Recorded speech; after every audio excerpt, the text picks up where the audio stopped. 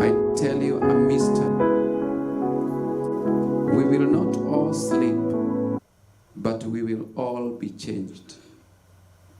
In a flash, in the twinkling of an eye, at the last trumpet, for the trumpet will sound, the dead will be raised, imperishable, and we will be changed. For the perishable clothes itself with imperishable, and the mortal with immortality. When the perishable has been clothed with imperishable, and the mortal with immortality, then the saying that is written come true. Death, where death has been swallowed up in victory. Where, O death, is your victory? Where, O death, is your sting? The sting of death is sin, and the power of sin is the law. But thanks be to God, he gives us the victory through our Lord Jesus Christ. In the name of the Lord. Let us all take a moment and just open our mouth and tell God thank you for Jesus. Wherever you are, just take a moment, tell thanks to Jesus who gives us life as we start this precious service in memorial of our mom, our pastor, the servant of God, Pastor Speranza. We want to appreciate God for what he has done. Take a moment again and thank God for Jesus in the name of the Lord Jesus Christ. So Father, we thank you. And Father, we give you praise for Jesus, for the life that he has given us, for the destiny that he has given us, for the life eternal that he has given us. As we celebrate this life day, we don't celebrate it in sorrow, but we celebrate it in total realization that you are here together with us. We thank you, we give you praise, and we give you honor. Indeed, dear Lord, here and we are standing because of you, Jesus. We give you praise and honor.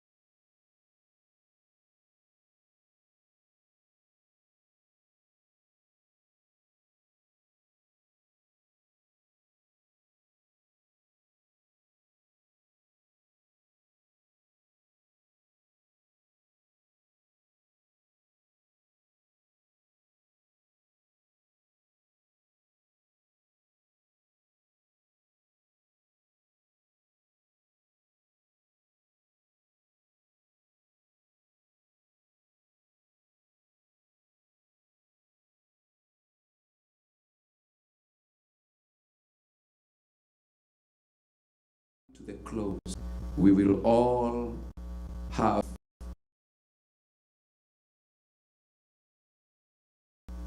this desire to life in the name of the Lord. I want to welcome our Pastor Tabitha, who is going to come again and lead us in a moment of prayer. And as we pray, we are going to flow with our program. And I just want us to know that we are in the right place of our God in the name of Jesus. With the total recognition of the family, we want you to, as it was from the beginning, even now, we still continue to hold you up every step as we move on. And to the church family too, and to all the friends who are here, I want to welcome you officially into this sanctuary today, in Jesus' mighty name. Hallelujah. Hallelujah. Let us all stand up as we wait for her to come, in Jesus' name.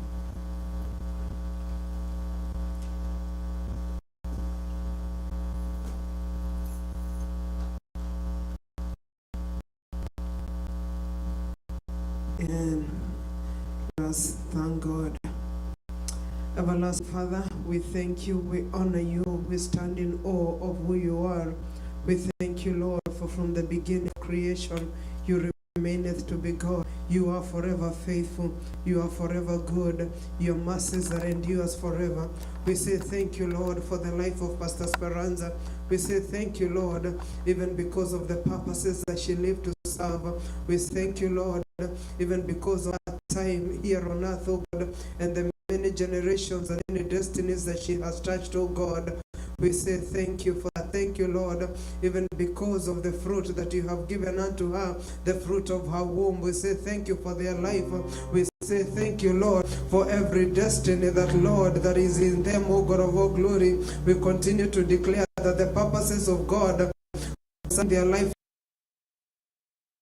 will connect in the name of Jesus. With you because of the strengthening, for the encouragement. We thank you for the comfort. You are their comforter. You will continue encouraging and strengthening in the mighty name of Jesus. Thank you for the grace that is so sufficient to carry us through, even for this service, as we dedicate and commit it unto you, O God, as a day of celebration, as a day of thanksgiving, O God, even as we celebrate someone, O God, that the good fight has finished her race. And now of her, oh God, is the crown of righteousness, oh God. How I pray that, Lord, as we ponder and we meditate, oh God, upon this, oh God, how I purpose it to number our day, God, that we remember the purposes, God, in that which you have committed unto us, the mighty that is going to be this that, Lord, may you synchronize our hearts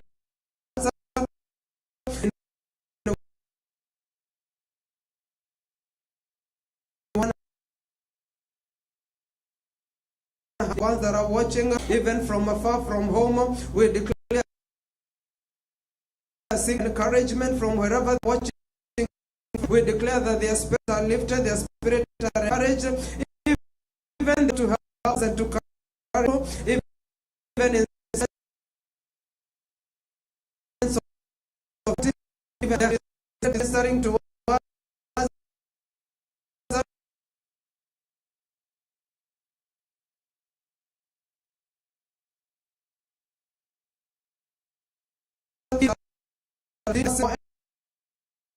Every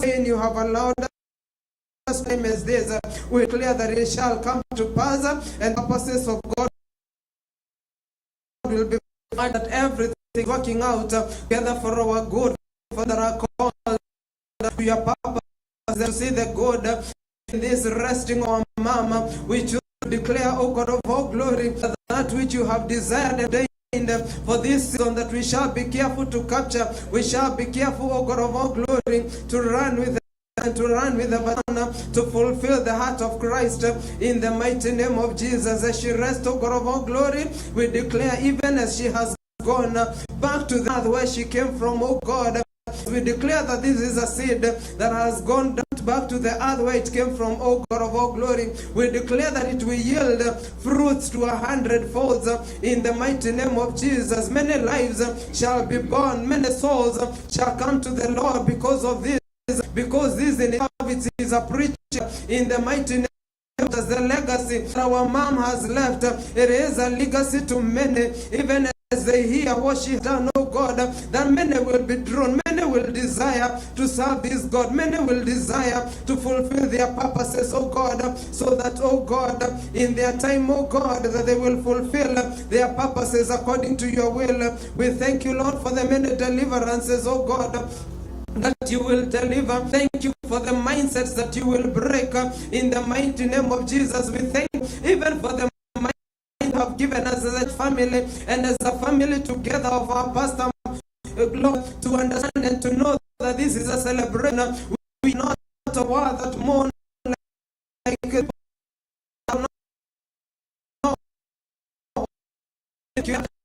she's in your arms, rejoicing, celebrating. Oh, thank you for this celebration. We dedicate it. Let what done in this action of your word, the prayer, glorify you into the words that will be released. Every tribute, it will not be a moment of sorrow. It will not be regrets of things that we wish that we would have done and did not do, but it will be moments of tributes that will give you glory. Every word, every declaration, every thought, every meditation of our hearts, may it be acceptable unto you, O God. We dedicate this service unto you, that at the end of it all we shall look back and give you glory. Father God, we thank you, Lord, even because of the fundraiser. We declare the grace of giving will abound in the mighty name of Jesus. Many are the needs that are required ahead of us, oh God, but Lord, we have never seen you failing us. You have always provided for every need. And therefore, even tonight, we declare that, Lord, thy people shall give willingly, even them that are watching from afar, even them that would have desired to be here, but they are not here. We declare the will and the heart to give that they will send, even without coercion, in the mighty name of Jesus. We declare by the end of this service, even to the laying down of our mom, that there shall be nothing that will be missing. There will be no debts. You are not a debtor to anyone, and therefore we will live no debts. The family will not wonder what to do in the mighty name of Jesus, because you will provide for every need in the mighty name of Jesus. We thank you for from the beginning you have been with us, and even to the end you will be with us, and your name will be glorified. Be glorified even today, even as you give us that you may have be exalted and lifted high in the mighty name of Jesus.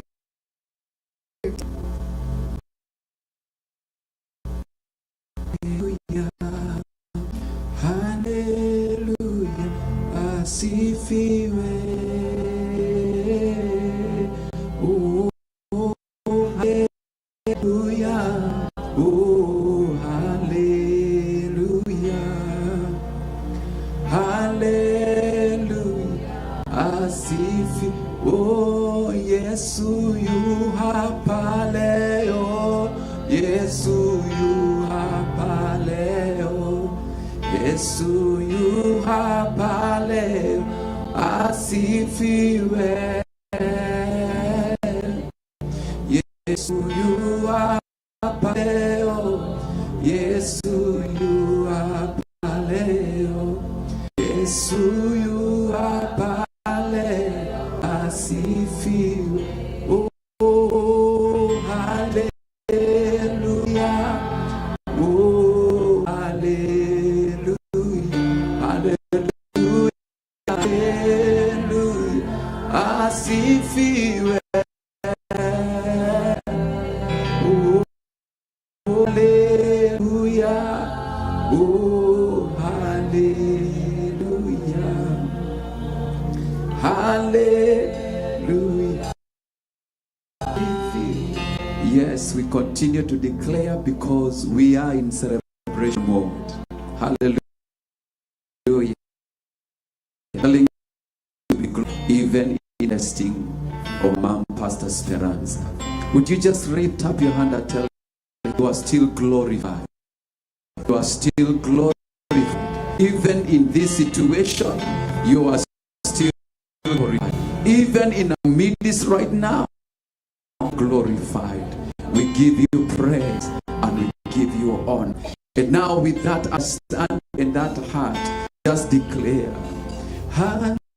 hallelujah. Oh, hallelujah. Hallelujah. Hallelujah. Hallelujah. Hallelujah. Oh, hallelujah. Hallelujah.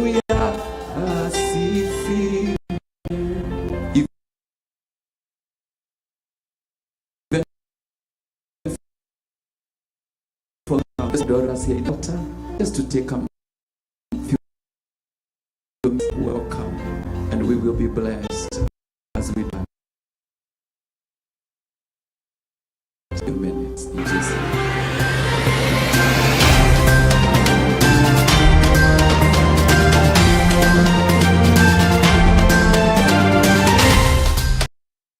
Hallelujah. Amen. Praise the name of the Lord. He is worthy to be worshipped and to be adored. Hallelujah. The Bible says in every circumstance we give thanks. So we are here to give thanks. And I give God all the glory for honoring me this evening to stand here in a praise I have never stood before to do this, but I know God because God is faithful. And today, on behalf of the family of Pastor Speranza, and that is the name we were used to calling her, Pastor Speranza, but she has her other names, Muthoni, Wang'Ombe. On behalf of that family,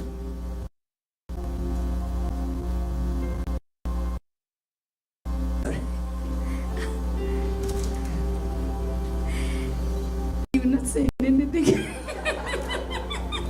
it's all right.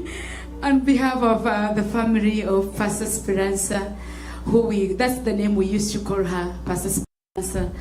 I know there are many people who identify her as Muthoni, especially those who were born together with her, and many who also identify her with Wang'Ombe.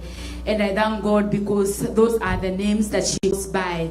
And on behalf of that family of Pastor Speranza, and on behalf of Dot family, we want to welcome you to this noble task that lies before her. We are here as a family. We are here as a church family as we welcome our friends this evening to celebrate the life of our mom. Some of us call her mom. This woman goes with so many hearts, and I know there are those who call her my mommy Wito, and there are others who really call her mom because she's a mom to them. They are able to identify her with those names. But me, I used to call her mom, and I call her pastor. So I don't know what you used to call her, but that is what has brought you here to celebrate her life well lived. Hallelujah. And also we are here to continue what we started, the preparation of the repatriation of her remains back to Kenya where she belongs. Hallelujah. Brethren, this precious daughter of God cannot be buried here. Hallelujah. We will be against her will to bury her here. Hallelujah. And the family also will not allow us to bury her here. Hallelujah. So that's why we are here, and we are putting our hearts together to be able to honor that cause. Hallelujah. And you and me who have been engaged in this work, we are not calling it a burden here. We are calling it an assignment that has been given to us. And we have started this assignment, and we have started strongly, and we are going to finish strongly. And we send our loved one back where she came from. Hallelujah. And we are here not to mourn her, but to celebrate her. We have chosen to celebrate her. And I remember our son, David, when he stood here the first time, he said they have chosen as a family to celebrate their mom. So we are joining hands together, and we don't mourn like people who have no hope, as the scripture has continued to encourage us. We are here to mourn because we have hope. We are not mourning, we are celebrating, and we are doing it with hope because we have Christ in us. Hallelujah. Today we celebrate, I don't know whether it's a Helen, eh? Hallelujah, just excuse me. And she's a Helen to her family. And I know if you have had a mother, your mother remains your mother. Hallelujah. and you will celebrate her under all circumstances. So we are here to celebrate a mom. We are here to celebrate a woman of strength and resilience. Hallelujah.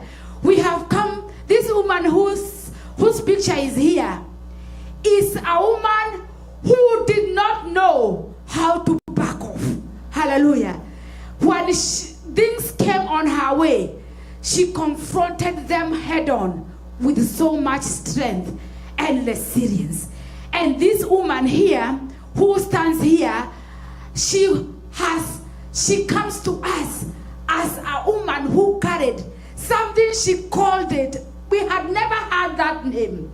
So I will call the name she told us she was in. She called it lagged, brutal faith. Hallelujah. Those people who belong here, they know that this is what she taught us, that she carried a rugged, brutal faith. The faith that has tenacity, that is forceful, that does not know how to back off, but knows how to go for it. How do I know this? She has fought all manner of battles, and the major one that we always see and we are going to see is how she was able to raise her 5 children. Hallelujah. This precious woman, we have come to learn that she was left by her husband. She was widowed at an early age, and she was left with 5 small kids. And it costs you to be a rugged, brutal faith to be able to bring 5. And those 5 of them, 2 of them are sons and 3 of them are daughters. We did not hear any story that what she told us, how she managed to do that. What she explained to us, brethren, is called rugged, brutal faith. How she fought to bring these children and to keep them and to bring them and to present them. Brethren, all these children have gone to higher institutions of learning because of this precious woman. I know, she has fought, brethren. To us, she has fought a battle in the beginning of this year, 2024.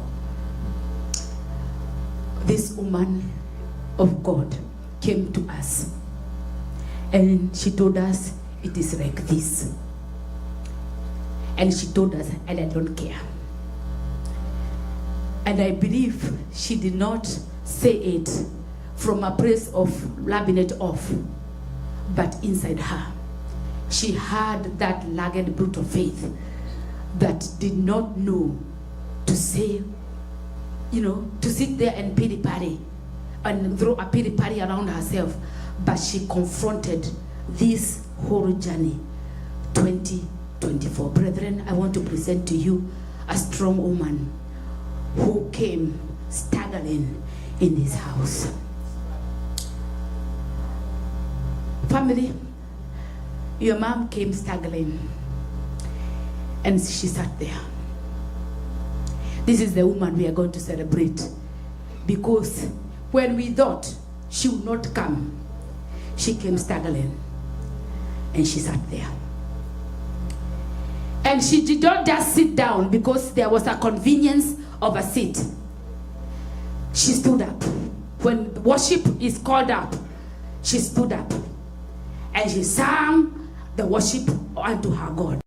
Hallelujah. Mom, many times we did not expect her to come after we know what she had gone through in the school, in the hospital. But she came. She kept coming. She kept coming. The first month she came. The second month she came. The third month she came. When she thought she's going to drop, she came. And she kept coming. Brethren, she's one who was full of vision of serving God in a bigger way, even at her age. I remember the few conversations we had with her, and I think, Pastor, that's the conviction Pastor always has had with her, that you're going to finish what you started. Because when she came, she spoke with the big things. Oh, I'm going to serve God in a bigger dimension. And when you look at her, she was 70. And she's talking of serving God in a bigger dimension. This precious woman of God never lost her vision, even when she was 70. She was bold and courageous. She never saw impossibilities. When I first saw her one day, she came. Mom Speranza did not come in this country as a young woman. She came here at her old age. And when I met her, she was ready to drive a car. And she was saying, I don't care. I am going to drive it. I am going to go. I am going to go to that class. And I am buying a car. And the next minute, Mom came with a car, a white car. And she was driving to work. She was not 20 years. She was not 30 years. She was not 40 years. She was not 50 years. She was not 60 years. But she was 70. I don't know. We will hear where she was. But she was not young. And she came. And she drove that car.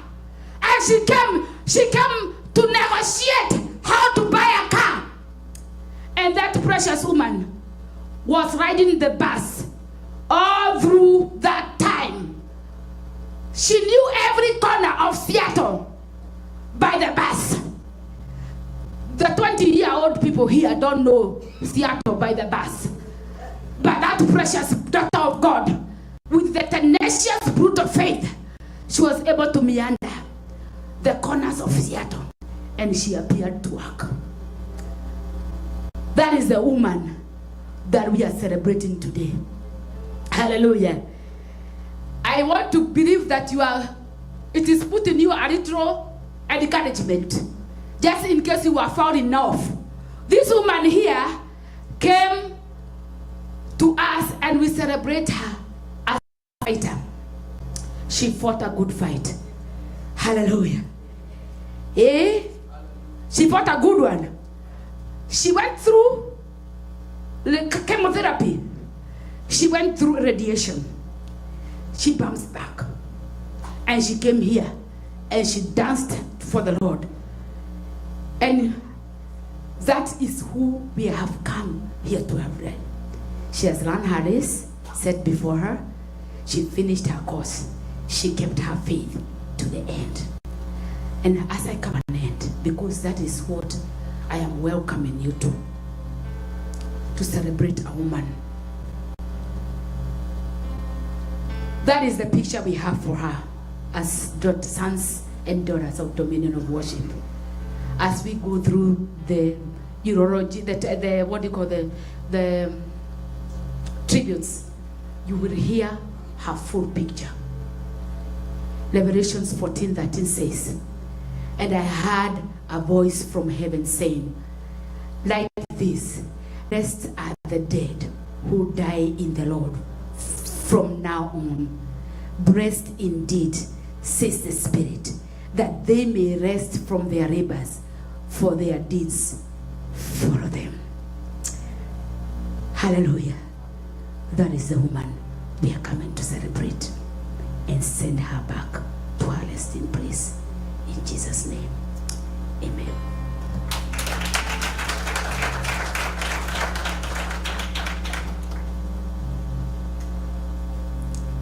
Wow.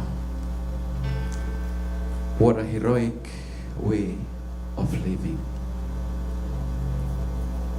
What a heroic way of living. And one of the things I'm carrying from there is to achieve this rugged, brutal faith that helps us navigate the issues of life. Like the pace that was set by our mom. I used to call her mom too. Yeah, she was my mom. She walked in honor. Sometimes she waited for me, her pastor, in a way that I did not expect. And today, I can only say, I am grateful that I had a chance to shepherd her. in the name of the Lord. Somebody help Pastor Dan to have a microphone, because I want us to enter into a song selection in honor of her, that there is nothing else she would have loved her to say other than kukwabararia rushine, kwabararie the muthenya na kwabararie hwaini. Hallelujah. What a better way of celebrating this heroine in such a kind of an atmosphere. And as you sing it as unto the Lord, because that is what she would have loved you to do if she was here, in the name of the Lord Jesus. So I'm going to request us that we're going to stand and we sing this song together in the presence of the Lord, and we will be blessed as we sing it. I know it's going to cast it on the screen, and for those who are not able to understand the language, I know we will keep on interpreting as we move on, but allow us to just express it in the best way we know how, and we will be blessed in Jesus' mighty name. Hallelujah. Maybe the worshipers, we can help Pastor Dan, and we're just gonna sing that selection in the best way we know how, in the name of the Lord Jesus.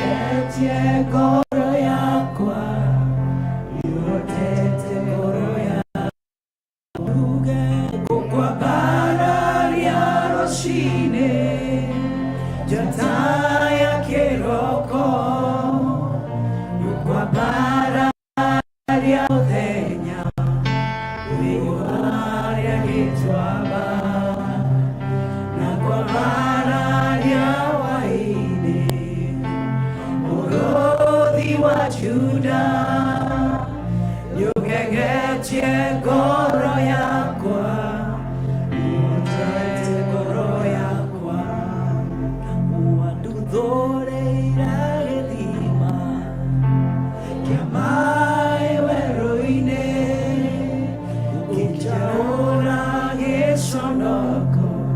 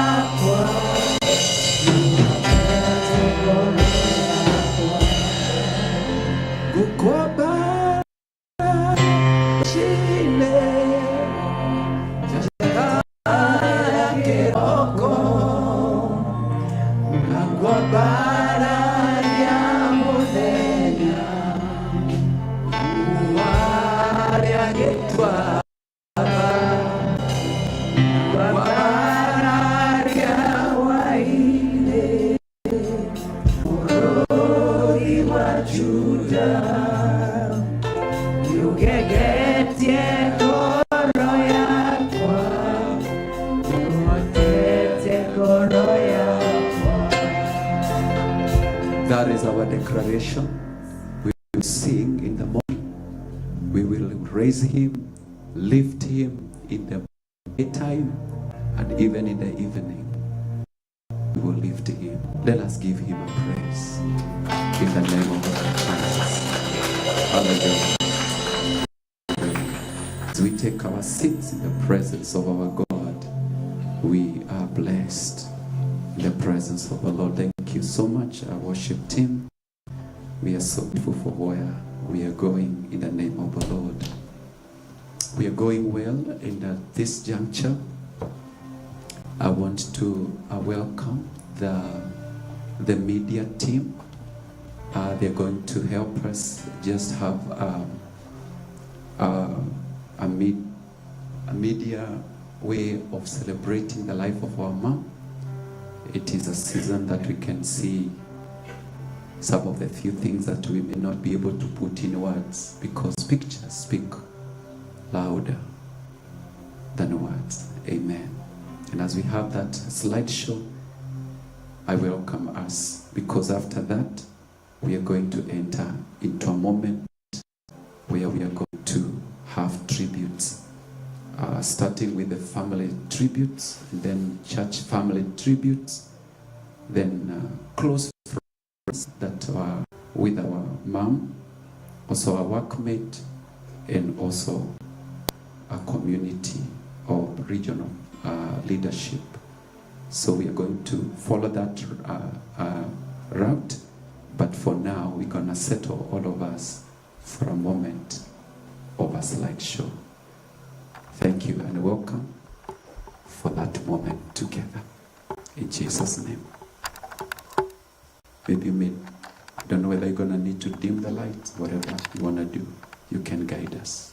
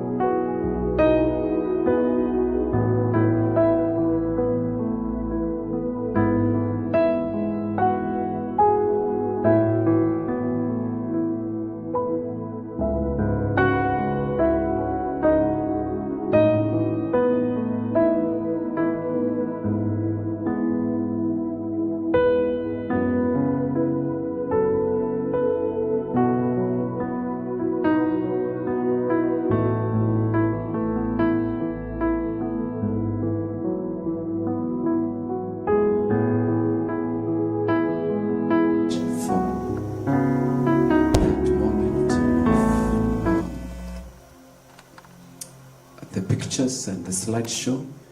We are grateful for what we've been able to compile. And I know there's much more which we are going to capture in process of the tributes that we are going to have from now, this minute onwards, in the name of Jesus. Hallelujah.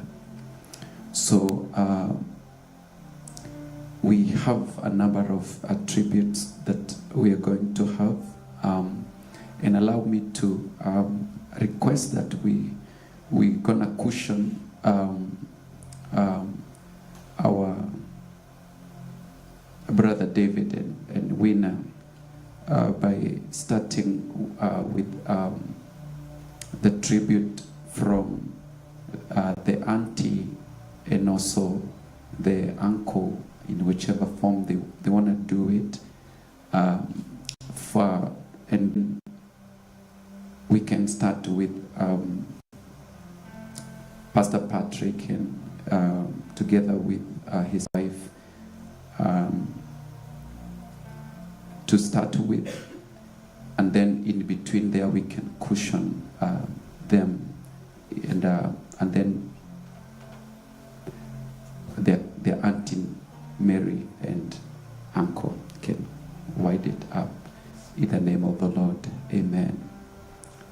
So, and then after them, I will call for, there is Cassandra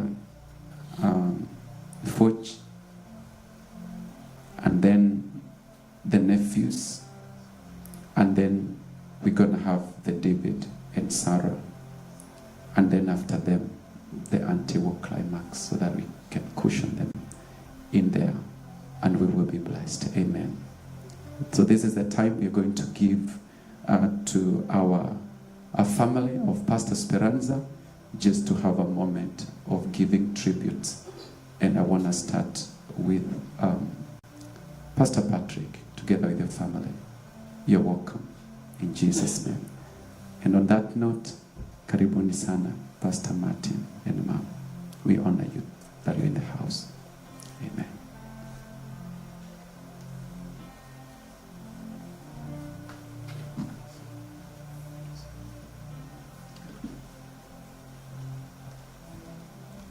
Praise the Lord, church. Amen. I'm Patrick Mavenge. Kirei is our surname. Of course, now that's the name of our dad. And we go by that name for the family. Firstly, I'm not alone. And I came with Catherine. Why don't you see her? Bwana Yesu asifiwe. My name is Catherine. And I thank God that I'm here this afternoon. I just want to say something about Sister Speranza. She was a dear sister. And despite her pain and what was going on, she never even mentioned where she was suffering from. And that's why I learned about the power of what we speak about. She never admitted where she was suffering from. It's not that she did not admit, but she never wanted to speak about it, because I think she knew the power of a spoken word. And I was so encouraged. She had never talked about pain. I've never seen her. She never said she was ever in pain. That she taught me a lot about that. When I went to visit her, I could find her lie on the carpet, but she never said that she had pain. Another thing, I just want to thank God for the Dominion Church. The way the church stood with her. Now I saw through the church the way that the Church of Jesus Christ, the way they could come and help their own. I thank God for Dominion Church. Pastor Minor and the family of Dominion Church, we want to thank you because you have stood with Pastor Speranza. Whenever I went to that home, I knew her house was ever paid. I saw that that fridge was ever full. We thank God, even the roommate, Terry was there for her. I wish we'd just be there for each other the way I saw Terry there for her. And I know there was Grace, there was another person who was there for her to take her to hospital. Despite even us being far, there was always someone there to take her to hospital. We don't take it for granted. We have seen the hand of the Lord in the family, or being in a church and being in a family where one cares for each other. I want to tell God that may you be blessed, the Dominion Church, and we have seen the true followers of Christ, the way you can do it for one another. I thank God that one day there will be people to stand with me. Things like me that happen to me. I praise God for what is happening. God bless you all. Thank you so much, Catherine. Let me allow you to sit down. It's okay. I really want to take the shortest time here because what we have today is well shared. Therefore, I stand before you to represent the family of Mzee John Kirei, that's our dad, and Mom Justa Kirei. Our dad rested a couple of years ago, and we have our mom who is approaching almost 90 years. And for that case, I'm so privileged to represent them by the virtue of the fact that I am in this land. Therefore, those ones who are watching us from home and the family of my brother-in-law, Mr. Wang'Ombe, who is the husband to Speranza, they are watching us from wherever they are. Therefore, I want to say this is a very solemn and important celebration we're having now. So, in very brief, I want to say this. In little honor and recognition of my nephew, David. Yes. When I see you, I have a lot of hope. My niece, Sarah Muthoni, Mom, I recognize you.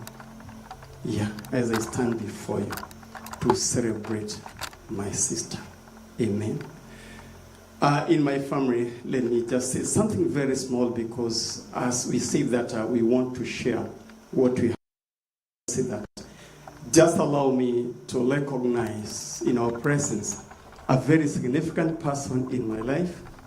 And this is my pastor. When I left this church, I went to Pure Up. I was in the of God. And this is none other than Pastor Josley of Global Church International. He has always been there for me. Pastor Josley, I can see where you are, man of God. Amen. God bless you. Maybe you'll get a chance and then from there. But I thank you for your presence. I honor now what God has given us to this place, every grace in this place. May God remember you. I thank you for converging at this, and so that we can celebrate my sister. Let me say, my sister Speranza is the second born in our family. She is my blood-born sister. Same mother, same father. She came second in our family. Therefore, these are the first fruit of my parents. And we have an elder sister called Esther. Then from there, we have our sister, Pastor Speranza. For me, the distance between Speranza and me is quite huge, because I remember at one point I could not make the difference. I thought actually I was struggling to identify with my mom, because I found them now bring me up, both of them, because they were big, and that was actually the situation. My sister is named after our maternal grandmama, the mother to my mom, Shoshoi. And I, Madenge, I am named after our maternal grandfather. So therefore, we used to call each other my dear, because of course I'm named, maybe according to the traditions and the way we do things, as a husband to her. And we used to have that kind of relationship and that kind of respect for each other until this time when God now promoted her not to be with him. I'm sorry. Let me say this. As I said, I don't want to make speech. I feel like I am not capacitated. There are those moments when you try to think of how you can eulogize somebody and then you don't have very correct words. But just allow me to say, this is what I consider as a take from my sister. When God called her to serve in the altar, and in that capacity, I was there before her, and then we sat down as a family, and we talked about how we are going to serve God the rest of our time. She was in in Sudan, and when she came over to the ministry in which I was, we started working together harmoniously. And without going back that far, just allow me to say before you, I am not bragging, but I thank God because by his grace, I was able to touch the life of my sister. And then she came over. But something which is very clear in my mind, I remember I and my sister Mary Nyaga, my sister who is sitting there, they came the same time.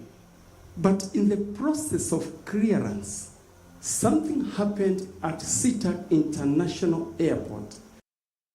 He told me, brother, here we are getting credit. And I celebrated. But there was a hiccup somewhere. And therefore, when my sister Mary was cleared, my sister Speranza was held back with an intent now this time of putting her back to the next spring and be taken back to Kenya. My sister told me what's happening. I remember I mobilized with friends, we started praying. She was held for 2 hours and 15 minutes because they had every reason to take my sister back home. It was actually a very difficult time for me. But one thing, then she called me and told me, I'm told it's called already been released. And then the question is, how did you maneuver it? Because that I preached to them. They even escorted me up to the end. But can you see the kind of character we are celebrating today? Do you know when she applied for the visa the same time, she was denied. And she had prayed and fasted. So my sister did not go back home. Right there, she reapplied again. And when she reapplied again, she told me, my brother, this one, I'm getting it. And true to her words, she got it. Brethren, in the name of Jesus Christ, this woman who is lying wherever she is, I have a lot I have learned from her. I really thank God because of Reverend Maina and Martha Maina. These are real parents to me. Because when I came to this place, Pastor Maina, you gave us a chance to serve in this altar. And you really empowered us for the time we have been here. It was a joy for me to serve with my sister Speranza. Therefore, brethren, I want to say this as I conclude. Slightly before my sister fell sick, we sat somewhere, we were having lunch. She was completely, and she told me, Anna, what projections do you have about life? And then she told me, you know what, my brother, I remember it was last year, I'm going home. Because at my age, I'm supposed to be taking care of my grandchildren. But above them, this is what God gave me. I want to go and preach the gospel to those people who don't have access to that. Therefore, he told me, what you are going to do, Patrick, you are the one, and so that you can sponsor me. And then from there, I'll be there. Me, I'm going home next year. She talked. And then I was like trying to argue with her. She told me, no, let me go home. Brethren, if even to the point when my sister left us, my niece and my nephew can tell you, all the arrangements were that she knew that I, Patrick, am taking her home. To do what? To preach. Any other business. I haven't seen such a faith anywhere. And therefore, I want to say this. God had talked to her, and she knew that she would leave the world. Only that she did not know the kind of home she was going. I also did not know. And therefore, home the servant of God was talking about is the father. Because the assignment my sister was now, which was commissioned to her, she had accomplished and did well. Dominion of worship, tabernacle, family of Mzee John A. Those people were at home, and my sister Mary and all of us and our nieces, our nephews. I take this opportunity sincerely and before God to salute you for the kind of support you gave when she was sick, and even right now you are doing it. May God bless you abundantly. Without saying anything more than that, just allow me. It's our joy to have Muthoni, my sister, rest in peace. And so that now, whatever assignment she left, we have to carry that mandate up to the completion. May God bless you so much. There's a lot we can say about her. I hadn't prepared anything, neither can I. Do I feel as if I have the grace to do that? Just to say this one. Thank you for converging this place in honor of my own sister. Thank you so much.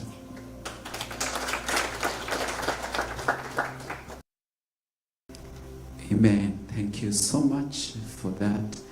In the mighty name of the Lord. Next, in that session of giving tributes of the family, I want to welcome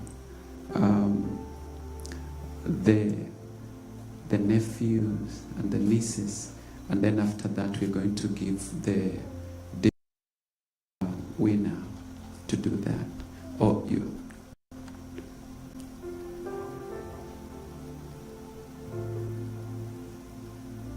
It's okay, we can do that in the name of the Lord. And then have the parents finish first, and then we shall have the nephews, and we end up with David and winner. In Jesus' name. Karibuni sana.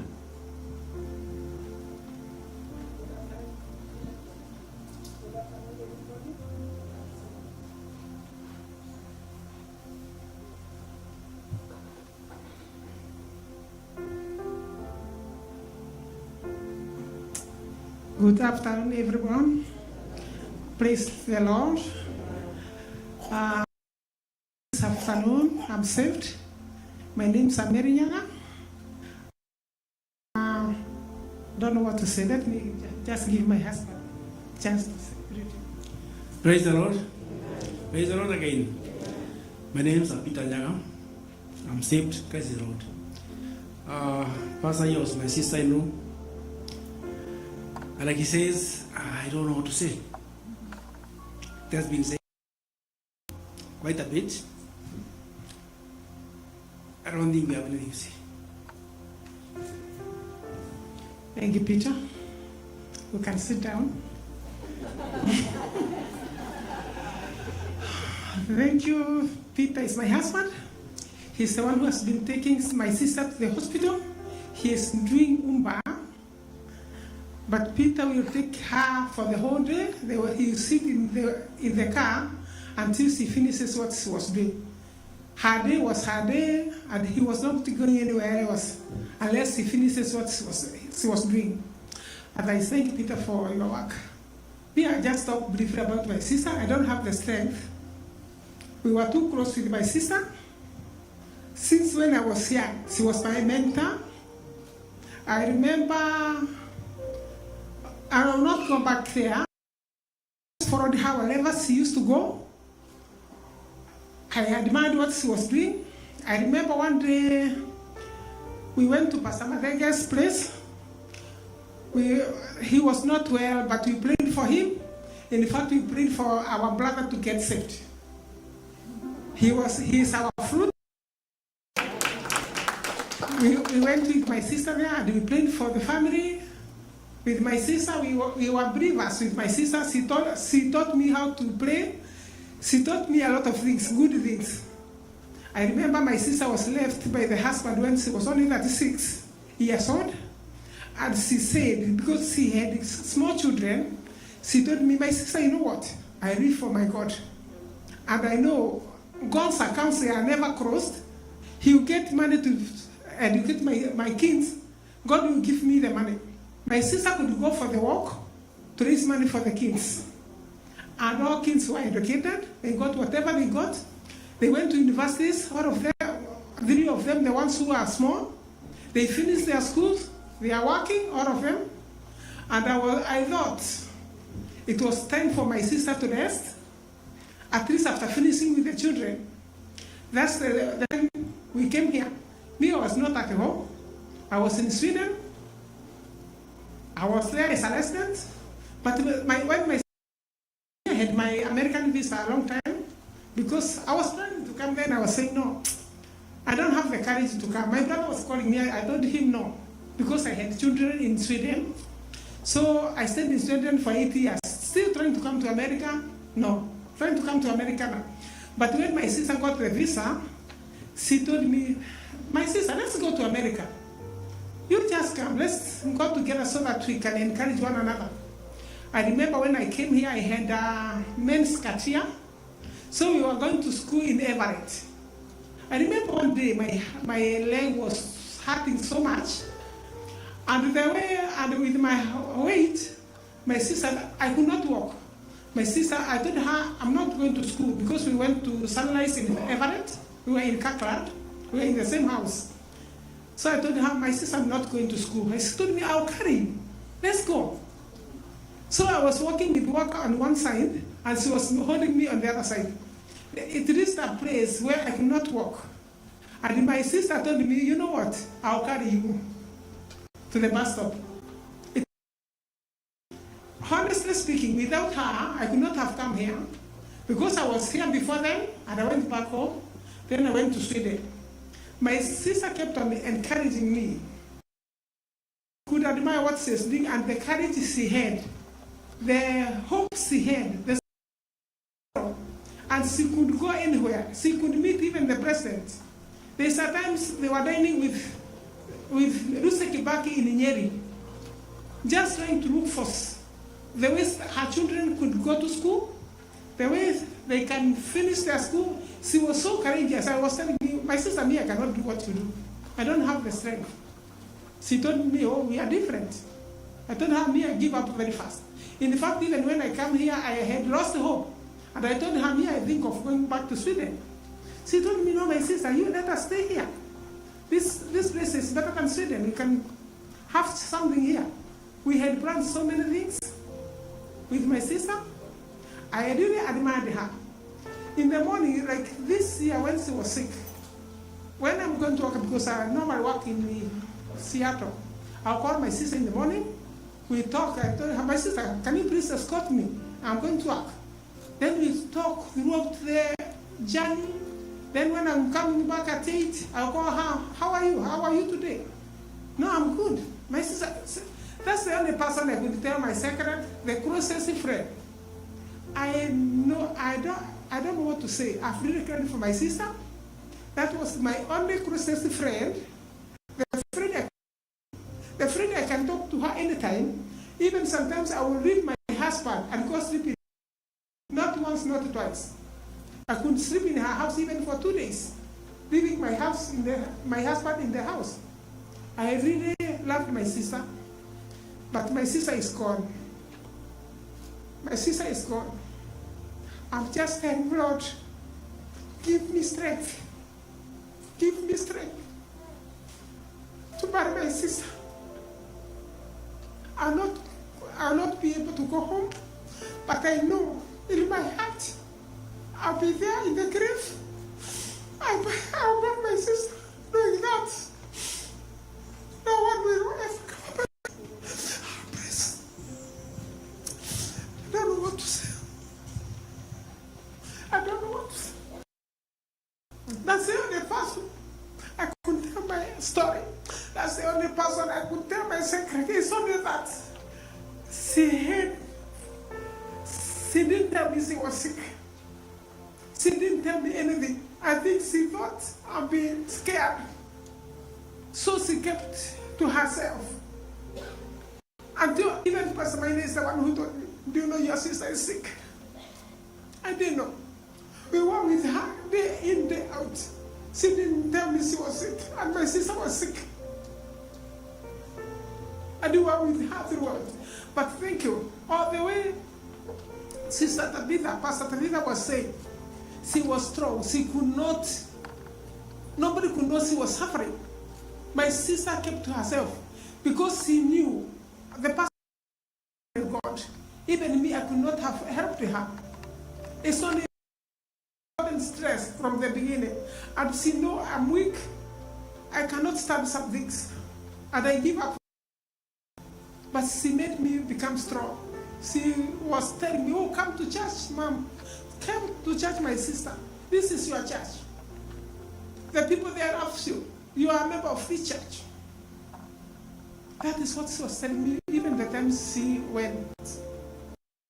So I hope God will give me grace and I'll feel her seat. I'll feel her seat. I know things are coming. I really love this church. The way they walked with her, the journey was tough. It was not easy. Paying for somebody's house for 1 year, giving her food, knowing that we are here, left her to us. That. I bless you all. I bless you all for what you did. And there's only God who can pay you. Only God who can pay you. Let my sister rest in peace. Let my sister rest in peace. It's a gap that nobody can fill it. I bless you for your good work. I admire what you are doing, and many people will admire what you have done. Let God will help me, even if I'm this, but I'll be having some time to come. And at least I'll make that seat is not empty. I'll support what I've been doing, and I'll love. God bless you.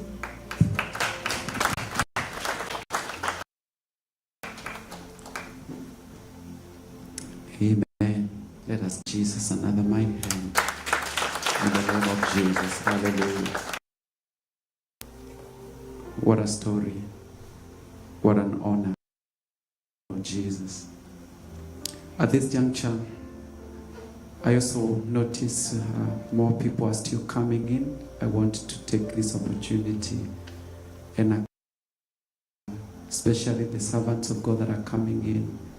We just want you to know we recognize you, we honor you, and you are a great comfort just to see you around.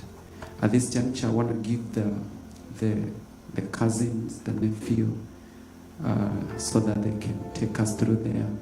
And after them, we shall hear from David and Winner in the name of the Lord Jesus. So those cousins and nephews that are here, you're welcome. And you can do it one after the other, respectively, in Jesus' name. Karibuni sana. Amen. Karibu Isaac.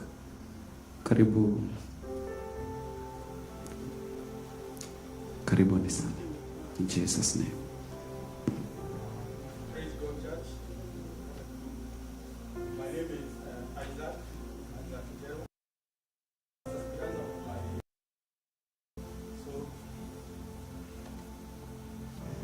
So like I said, Pastor Speranza was my aunt, And I take this opportunity to thank the church for the job that you have done in taking care of her. The last time I saw my aunt, it was on September, before I went for my training, and she really encouraged me, and I was able to go and finish my training. So I thought maybe before, because I was to be here by 19th, but unfortunately my plane was delayed. So I'll take this opportunity to thank the church for showing us the love that you did for our aunt. So for me, I think I don't have so much to say. I'm a man of few words, yeah? But I would like to celebrate her for the encouragement that she gave me, especially that she knew I was going for the training, and before she passed on, so she knew I could, and here I am. So I'll just say that thank you to her. May she rest in peace. Well, and thank you, the church, for taking care of her. Thank you so much.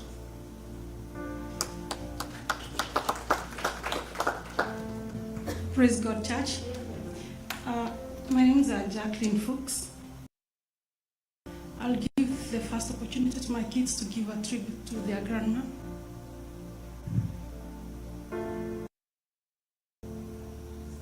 Hi everyone, my name is Cassandra and my little brother's name is Kevin. We're here to celebrate our grandma. Dear grandma, I did not imagine this day to come. To you. The other day we moved to the US from Sweden. You welcomed us with a warm hug at the airport with the other extended family members. Little did we know we would only spend 1 year with you. We cannot forget the many days you would come to visit us after your job. You brought us foods every single time you would come over. You loved us so much and we loved you back.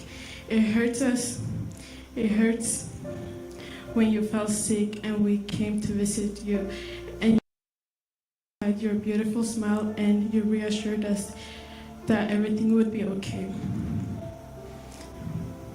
When we visit you in the hospital, you were always excited to see us, and we were just. We cannot forget how you taught us Kikuyu greetings, and I promise I will continue learning speaking in Kikuyu. The last week we visited you at the hospital, we did not know that it would be the last time we would see you alive.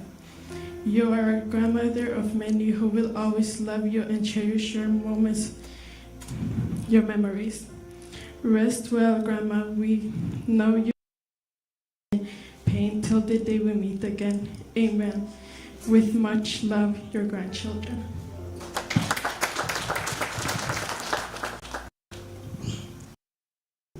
I'm not as strong as Cassandra.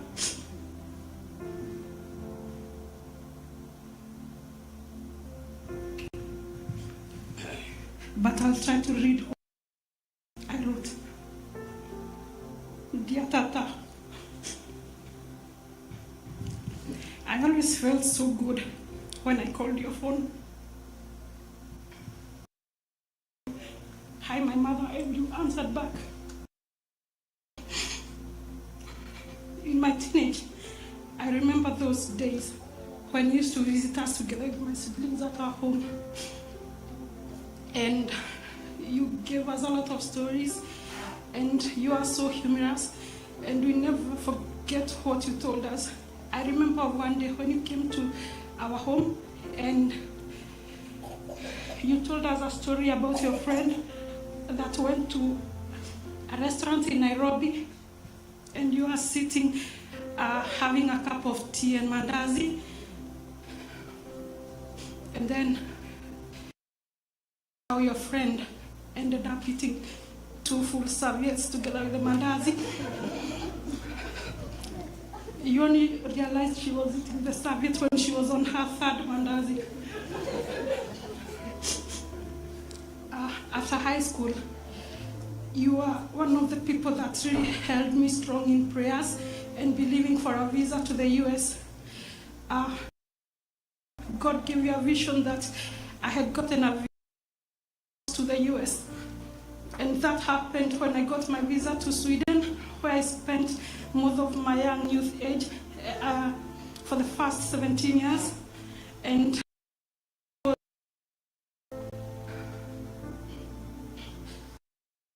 confirmed because that's where my children were, and I had to fulfill what God had planned for me. When we came to the US, I was so excited because I knew you were here. Our gist, as you used to call them, and we reunited and were so excited to see you. After some months, you were diagnosed with cancer, this killer disease, and it broke our hearts to see you. And God gave you the strength to finish the race strong. Rest with the angels, Auntie. I know you've been reunited with Grandpa. Tell him we still take care of Grandma. I know you've been reunited with Uncle Albert. Tell him that we are still taking care of Lorna, Ian, and Dennis. Take care of Auntie Mary. I know that cancer will one day die. Rest in peace, Auntie.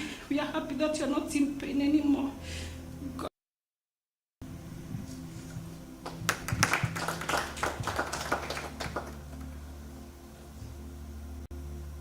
Hi, church. My name is Omboy, and to tell you something about my auntie. My auntie is such a special person, a rare gift to everyone that crossed her path. She is the very definition of strength, resilience, and unwavering faith. A true warrior and a devoted servant of God. She lived her life with purpose, grace, and love, especially love for her children and love for her family. There was nothing more precious to her than her faith and her family. She poured love onto everybody across her. Many can attest to that. Her warmth, humor, my auntie was very funny, and her comforting presence still linger with us, and we're so blessed to have experienced that. We saw free-spirited life she lived, a life marked by courage and endless love. Let us find inspiration in the walls she broke, the spirits she uplifted, and the incredible children she raised single-handedly and with the heart. That was my auntie. Though we will miss my auntie, knowing she's wrapped in eternal love of God, we are forever grateful for the years which God lent her to us. And while we release her back into his care, our hearts would do so with hesitation. Rest well, my Tata. Rest in eternal peace. Rest in the arms of our loving God. I know you'll always be with us. And the last time I had a conversation with my auntie, I was driving to school, and she said, "Boy, guess what? Nidabora," which means I am healed. And it's true, my auntie is healed now. Please take care of your health, listen to your bodies, and keep your faith going. Thank you.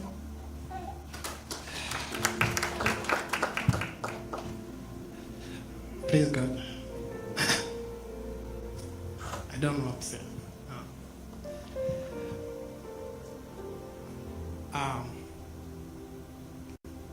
I'll give you a short story. My auntie used to call me my father, and she used to call me by phone. The better part of this year, I was in school and I was busy. So one day she calls me. She used to call me and she used to tell me, come over and visit me. But then due to my schedule and I was going home late, I couldn't make. But on this, she calls me and she tells me, my father, I have made a special meal. I'll wait for you. Make sure you come to my place. And I tried my best because I couldn't maybe feel her at that moment. She was weak. So I went to her place and true to her word, and we shared the meal. And I call you and you don't come. I feel bad because you and my son David are the most special person. So I was waiting for you as my father to share this meal with you. It was around 11, some minutes to midnight, and at that time we shared so many deep secrets and we shared so much. Getting out of our house, maybe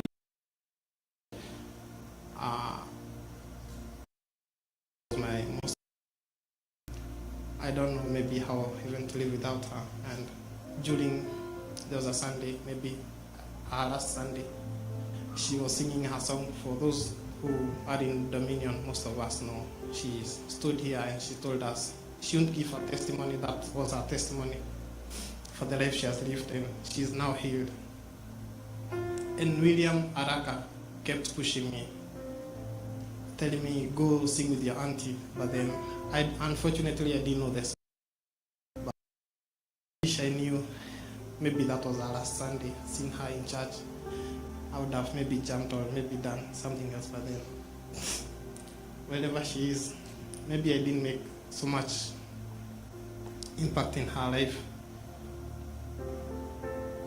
The river remembers every stone, but the ocean forgets every drop in my life. And to the man who landed here, she was among the first people in Dominion who welcomed me, and for that reason I knew. And because my auntie was here, besides being brought by my dad to Dominion, but she kept me, even when maybe I'd miss church, she would summon me. And she would tell me, Pastor, I won't ask you why you didn't come to church, but I'll ask you, why now? To some extent, I was attending school or maybe doing something, and if I missed 2 Sundays, she would call me and she would pray for me. She didn't want my excuses so long as I didn't come to church. At times, there was a Sunday I came to church and then I didn't hug her. So she thought I didn't come to church, and I didn't have a reason to explain, so she also prayed for me, and that was one of the reasons why after church I would come. Before she forgets maybe I was in church. My auntie was a very special person. I'll forever remember her. And my last words to her, maybe Kikuyu, anaogikorwo ni kwenda kwa Ngai, mami witũ no athire na ihenya.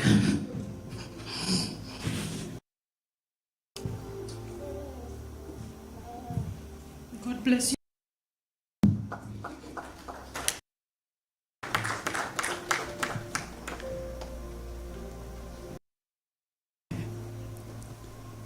Iguru ya maodeve vekaga magegania uyolete hinya na nikio oro yako eyo ile mekomenya nawe udo yereni. Analyze that portion of the family. Allow me to welcome people have just met a few days ago, but my heart melts gratitude to see that in our mind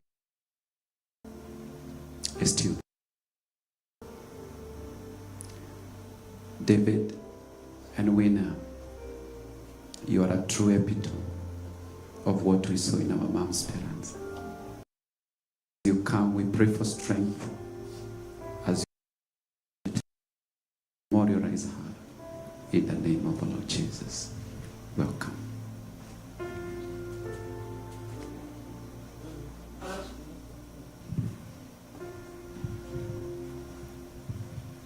Good evening and good morning for my family and friends that are joining from Kenya.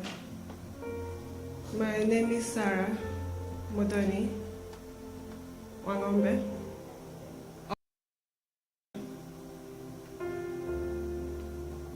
And I'm here this evening. I've known my mom for 33 years, and I'm grateful that the people about her a few minutes ago, her strong faith and her humor and her joy, because I want to talk about her kindness. My mom was honest but gentle. She knew the importance of balancing that in when she was bringing us up, but also when she was interacting with other people, such that by the time you are done learning the lesson she was teaching you, ingrained in you and a part of you, because she was not only gentle and kind, but she was also. I've been about some of the things that she has taught me that I didn't think of as lessons, but they form a core part of who I am. When I was younger growing up, I was a brutally honest person. I spoke what I saw as I saw it. I struggled with that a lot. And there are many fights my mom has had that I was very, very keen to get into and, fight on her behalf, because she was too confrontational. And she, no. And I think what she was trying to teach me, and which battles not to pick, which is something I admire, because each and every one of my siblings are really good at that. We don't pick fights for the sake of. We don't respond to everything. Even when we know we need to correct gently, even when we need to give each other feedback. I see that in my elder brother. I see that in my elder brothers and sisters who are at home. It's not a moment. It was like many other lessons. It was from seeing the way she lived, seeing the way she handled us, seeing the way she handled the people around her, and hearing the way she spoke about her God and the things that she wanted to live up to. That's the type of person she was. I'll forever reflect on everything I've learned from her, that she didn't put forward as I'm teaching you X, Y, Z, but led by example. Not impose on people too much. And when she passed on last week, we were with her that last week. I had been here in November, and she did not elaborate. I want you to do this. I don't want you to do that. I don't want you to do this. And I wondered why. As I sat there and I prompted in different ways, she was not in declarations, and I was confused by that. But it's not really confusing when you look at the way she lived her life and the way she related with us, because she let us make our own choices. Really, she supported our choices. As long as she confirmed you're happy, as long as it didn't interfere with her faith. For the most part, you want to become, what do you want to study? Okay, good for you. Are you happy with it? Yes. Who do you want to marry? Okay, welcome to the family.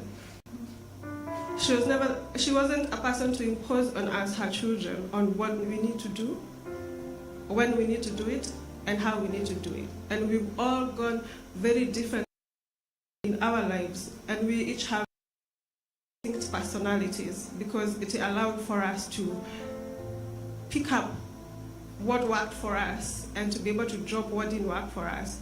And that has really helped us even survive in the world.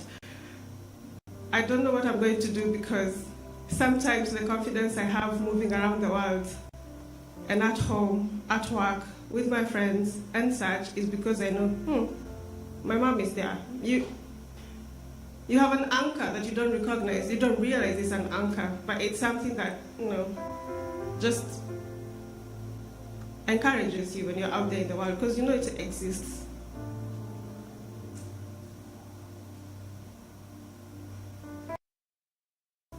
The unshakable faith and the battles she's gone through. And I remember when my mom took me to boarding school when I was in primary school. She did have. In fact, I think my auntie gave me her box, suitcase box. It's a metallic box that she had gone to high school with, I think in the 80s, if not 70s, right? That's the box I went to boarding school with in 2000. And when we went, she didn't have a penny to even pay the entry fee. So she was very charming. And so somehow she convinced the school owner, let me leave her here, I go look for the money. And I was left in boarding school, not a single penny of school fees paid, with that suitcase, with my box and shopping to last me a month. And that faith was transferred into us, because sometimes when the school owner would say, no, it's time to go home and collect school fees, but if you send me home, there will be no one at home. And so he's looking at this small girl. All her siblings are in. So if I send her home, it means she'll be alone. Let me keep her here until the day the mother will come. And keeping me studying. And we had to work with my mom's faith. You couldn't work against it because you would be working against yourself. So if she believes you're supposed to be here to upgrade your faith to get to the level where she was, even as she was guiding you. And that's the faith we move with. The spaces we have occupied and had. We are in those spaces because of the faith that she had. And that's just situations where she stepped into a space first, driven by faith, and the rest is. The day she was talking to my uncle about coming here, we had gone on a holiday with her and 4 of my friends, my girlfriends in Kenya. And we were walking, it was at sunset, and we were walking on the beach. It was her first time being in Mombasa, not to hustle, to relax and enjoy. It was really her first time. And that was in her 60s.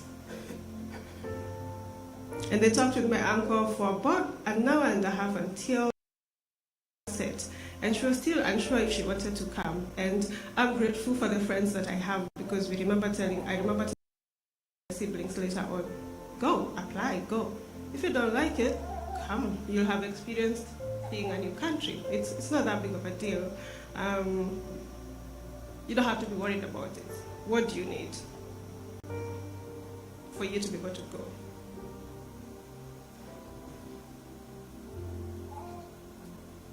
And I think that ability to be able to tell our mother, do it. If it doesn't work out for you, fine, was deeply rooted in the way she has brought us up. My mom was a philanthropist, even when she didn't have much. I know there are many youths in my village who can attest to the things that she's done. You need help looking for scholarships to do that. She was always ready with her handbag off to make use of the connections that she had already made. I'm going to miss her. I keep thinking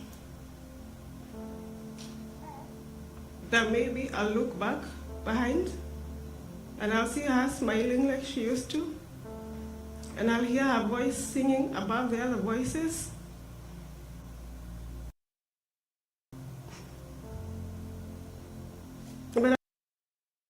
her hand.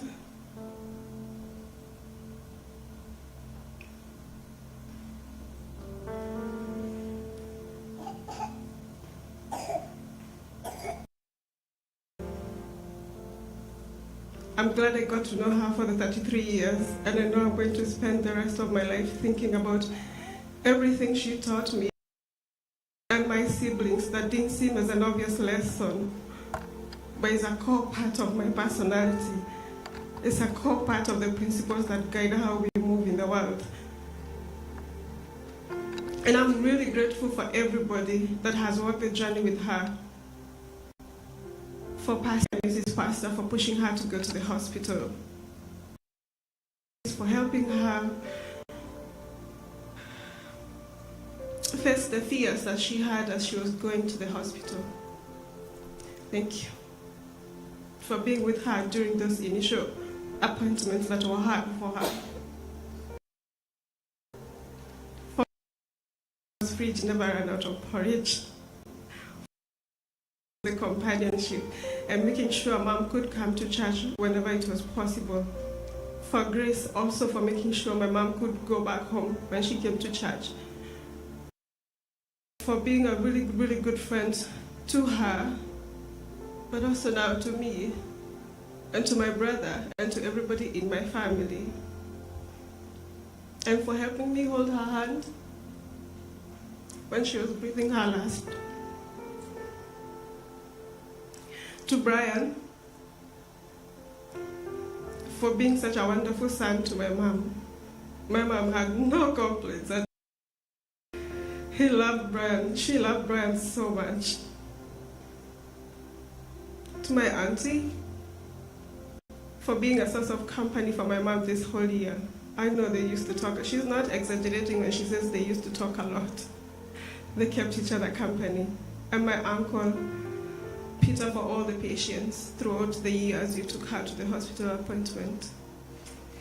Uncle Pat, the dream that my mom had of seeing a country beyond her own, and making that possible and holding her hand when she was here. I will not be able to mention everybody today, but I want to say that I'm really grateful to be able to hear everything you have to say about my mom. Those things will remain in our hearts. Thank you so much. Praise the Lord. My name is David Wang'Ombe. I'm that born Speranza's family. Well, everybody before me has spoken about the tribute to my mom. But when I look at everything, sort of everyone is celebrating. And my heart that she has a legacy, so there is that loss, but there's that legacy. So the best thing we could do, or I could do, is to celebrate my mom. So I want to give you a verse in the book of Jeremiah. Back home, in our family, everybody used to have a verse they used to get from mom. My verse was Jeremiah chapter 29, verses 11. For I know the thoughts and plans that I have for you, says the Lord, thoughts and plans for welfare, peace, and not for evil, to give you hope in your final outcome. Well, I got this verse in the year 1999. 1999, that's where I did my KCBE. And poorest, that's where we were at. Well, I made it to high school. And I'm making it to high school. I don't have school fees, let alone. So I asked my mom, Mom, where do you from this? My mom would a song of faith and tell me, David, relax.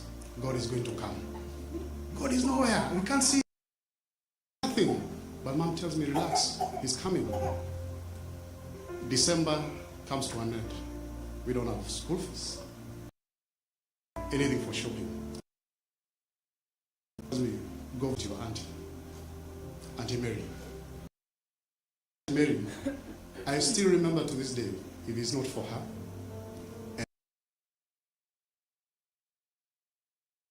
And when I get to high school, then the next thing I'm in high school, I'm in Form 5.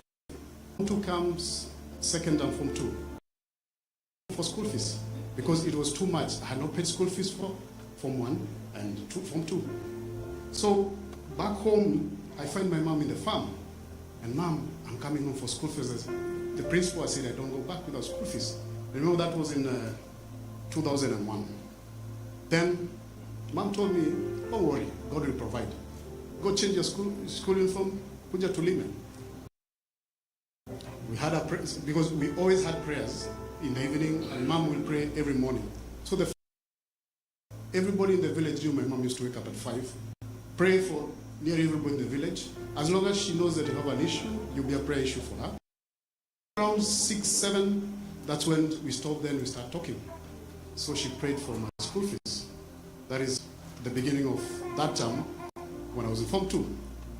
It went until the term ended. So I didn't do Form 2. I didn't study Form 2 that time. So God touched one of my grandpas. And he went and talked to the principal, explained the situation back home. The principal called my mom and told him, bring the son to school. So I went to school. My mom told me, see, wait, I'm going to talk to the principal. High school without going home. That's what happened. I finished my high school without paying school fees. But luckily, God gave me a job in the same school, so I was able to clear my school fees after high school. And I was like, what kind of faith is this? Mind you all that, I don't know where the A came from. And I'm like, today, I still have that. I studied on my own with the faith that my mom was trying to pump every day. I got my A, so comes my A. So everybody expects me to go to university. Who is David? David joins the military. I applied for the cadet training and without telling my mom. So once I was shortlisted, is that say, one day I think your son has been shortlisted for cadet training. And I actually went to Nakuru because I knew my mom wanted me to go to university, but I really felt that this was an opportunity out of poverty. So I went to Nakuru. We were you're strangers. We were 5 strangers. We never knew each other. But we needed a room to sleep so that tomorrow for the recruitment. And as I was walking in the evening to go get something to eat, there's Mom. From nowhere, I still remember it's still section 58 in Nakuru. So, hey Mom, I'm here. She came and told me, held me, hugged me, and told me, I know. And I respect your decision, and I respect the steps that you're taking. I bless you. But now what you do, I want to come to where you stay. I want to pray for you guys. My mom prayed for the 5 of us. Remember that time we were around 600 people and they only needed 150. We were with the 5. I'm the only one who left the military because I left later. The rest of the 4 are still in the military. Remember the prayer your mom made? We are still there. So when I broke the news of my mom's death to my colleagues, my former colleagues, and my former veterans, they reached out. They told me, David, you were not the only one who lost your mom. We lost your mom. That aside, my dad died in 1993. She was 2. My other sister was 5. My mom, we are young that 8 years of age cannot make decisions. But Mom called us and asked us and said, David, you know you guys are my cabinet. Called me and told her, no, I don't want another dad. I still have a dad because it hadn't dawned to me that I've lost my dad. Till today, until when my mommy always used to say, my cabinet said, they don't need a dad. 8 years of age, I've grown not even feeling that I don't have a dad because she filled everything. Her personality, her faith. I tell you, I don't feel like I've lost it. I lost anything with her because of my life because she filled it. And not only me, I have colleagues back home, I have friends back home. She would sit down with them, give them one word of encouragement, then end with a verse, then end with telling you, let's meet in church. She touched so many hearts back home. I even struggled replying to some messages because I feel the lost, my colleagues, my age mates have lost. So back there, next thing, at that time, I know Dad died. Then life became hard because my mom was not working and we didn't support ourselves. So lazima tungerudi ushago. She came back to the cabinet. Some of the cabinet members were now big enough to know what she was saying. So she said, okay, would you propose us to go to Ushago? I said, yeah, I want to see the suffering that we're having. She was young, but she still had a point. My other sister, Deborah, had a point. So we moved to Ushago. And she always decided. What I'm saying this is we have parents and some of us, my age mates, we have kids. In that, my mom taught us how to make decisions as together when we were that young.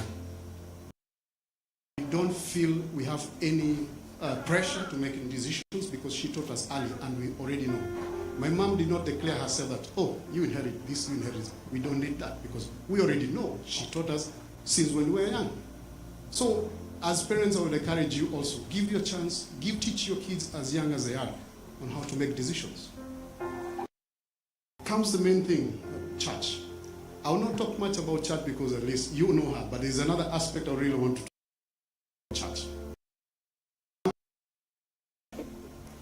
Was, I don't know, she had this passion for, we'll be going somewhere, even to our church, she hears a word, we enter that church, finish, continue our journey to our next church, because she had this passion for the word of God. And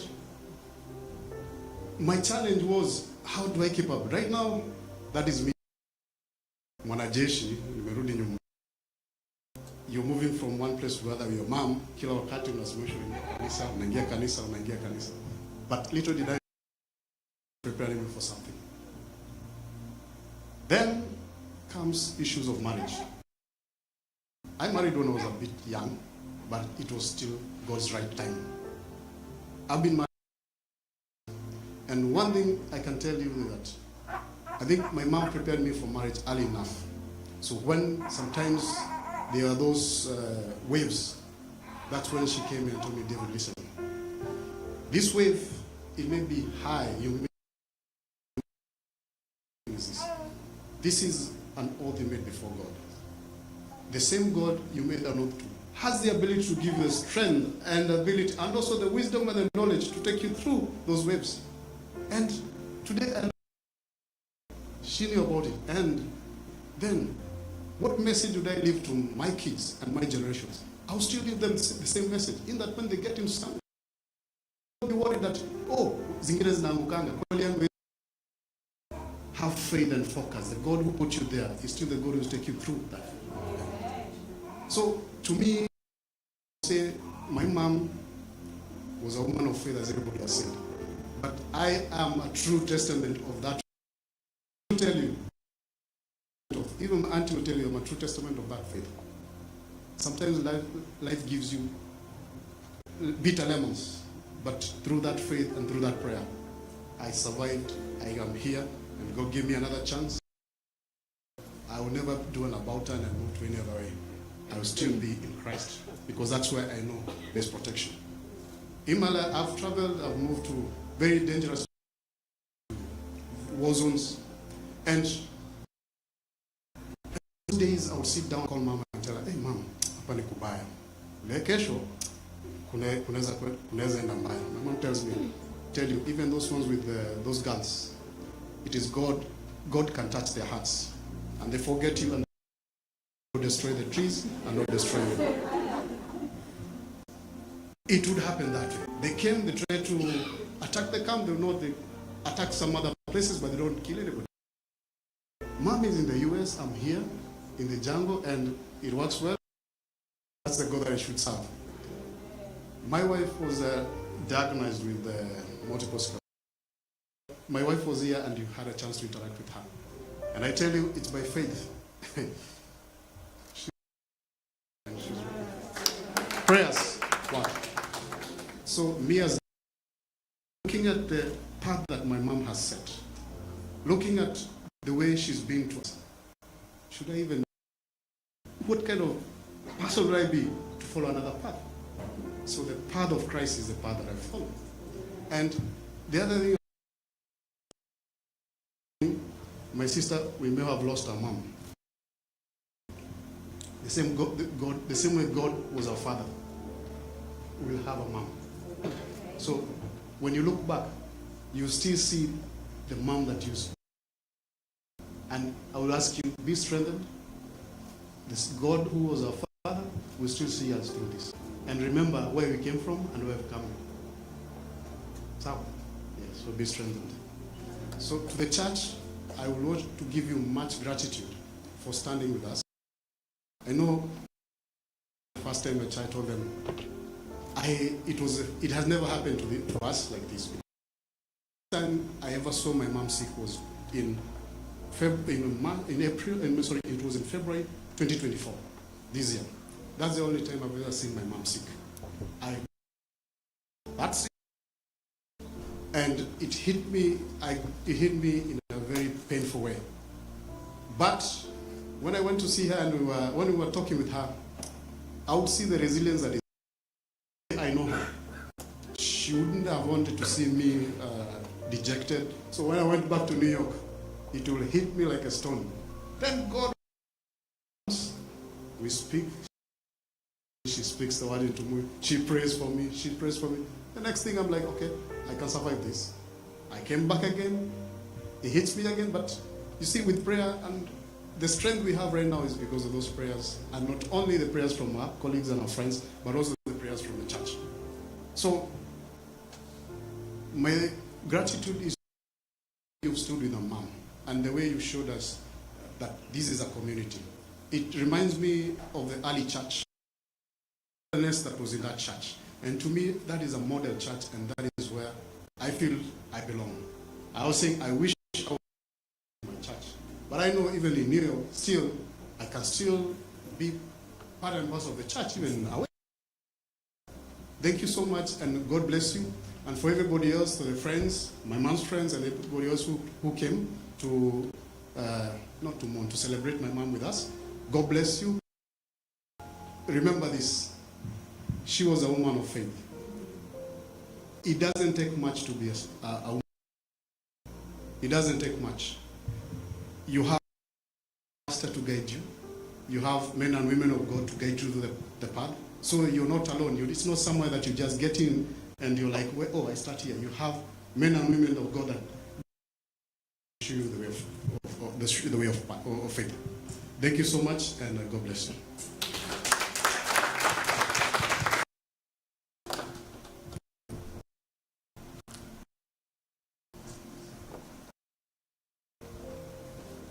You know, sometimes you wait to see someone who will need comfort, but you end up realizing that they are comforted. Hallelujah. Why can't we stand up?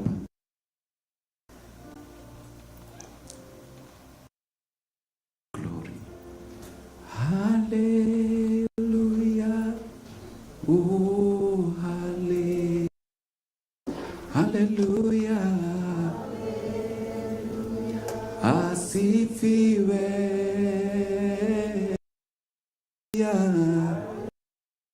Hallelujah.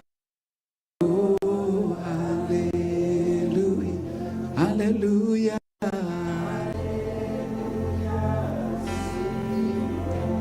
Oh, hallelujah. Oh, hallelujah. Hallelujah. Asifiwe. Oh, hallelujah. Hallelujah. Hallelujah.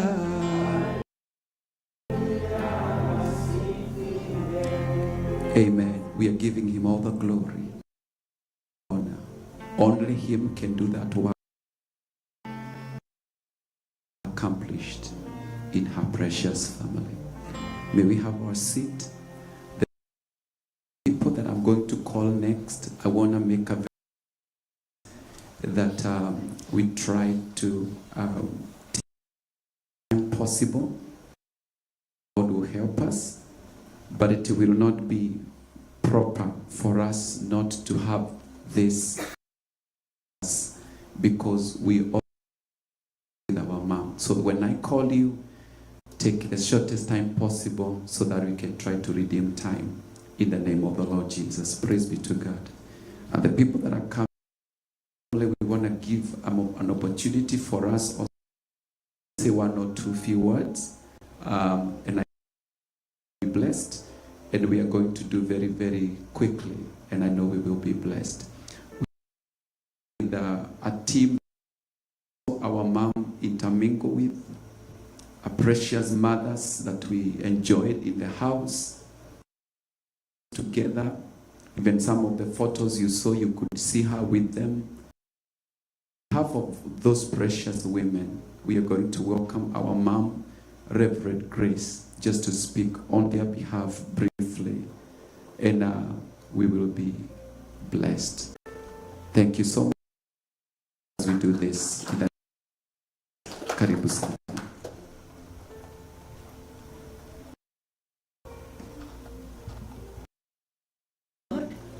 Bwana asifiwe. Kwa majina ni Reverend Grace, and I love Jesus.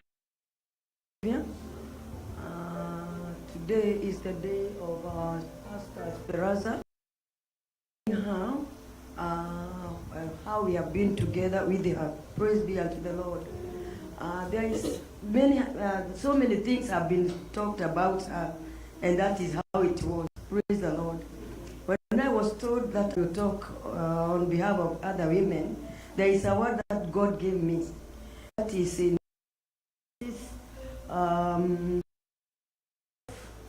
verse 14, verse 13 and 14.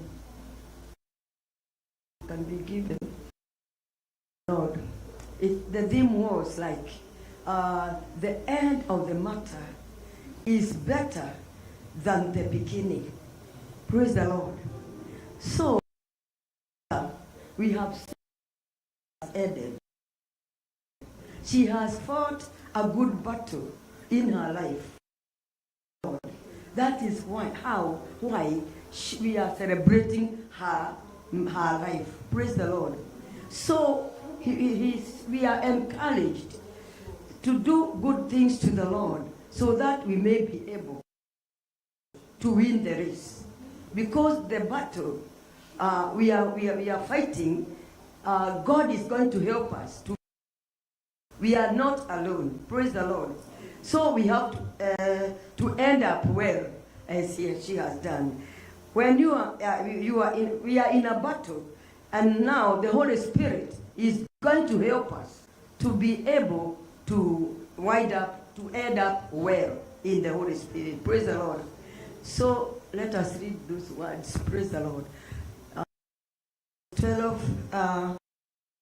This is the end of the matter. All has been heard. For fear God, His commandments. For this is the whole duty of man. Praise the Lord. So the Bible is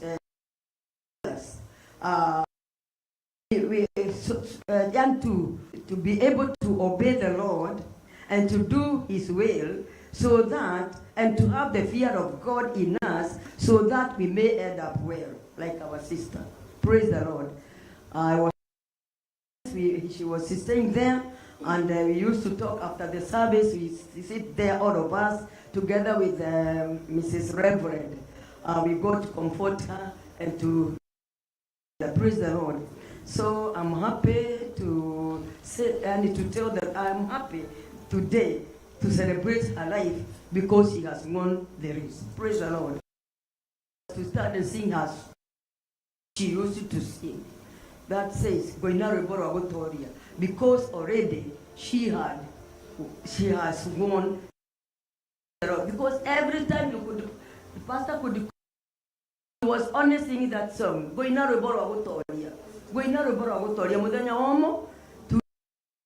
Praise the Lord. Can we start and sing that song? Mrs. Reverend, can you come and we be together here? Reverend Mamero, come, we start here. This is the to stand while we are singing. Pastor Dan, you used to even Pastor Mike. Amen. I know this will work. Brother Jenga, let's appreciate God for Brother Jenga. Come help me the keyboard.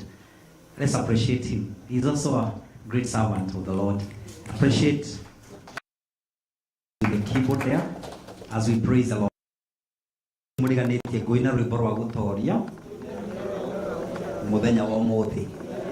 I'll sing a song of victory today.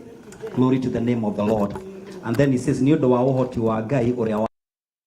because of that enablement that helped me, praise the name of the Lord, to be born again. Glory to the name of the Lord. He removed me, rescued me from this world that's had a lot of troubles. Praise the name of the Lord. Glory to the name of Jesus. He gave me his Holy Spirit to be the light.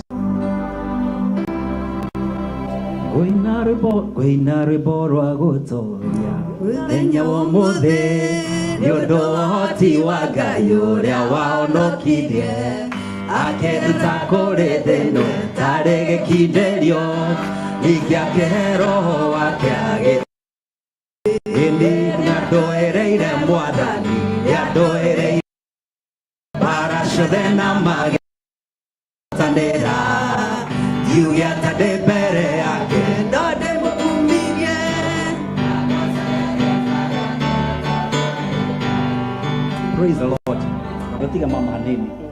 I remember when Mama was singing, praise the name of the Lord. If she could be here, we could sing more than this. Praise the Lord. If you know, we clap our hands to him. Hallelujah. Yeah? And the song is in Eulogy, glory to the name of the Lord. If we have someone who can help us in drum set, we praise the name of the Lord. Let's clap our hands to the Lord.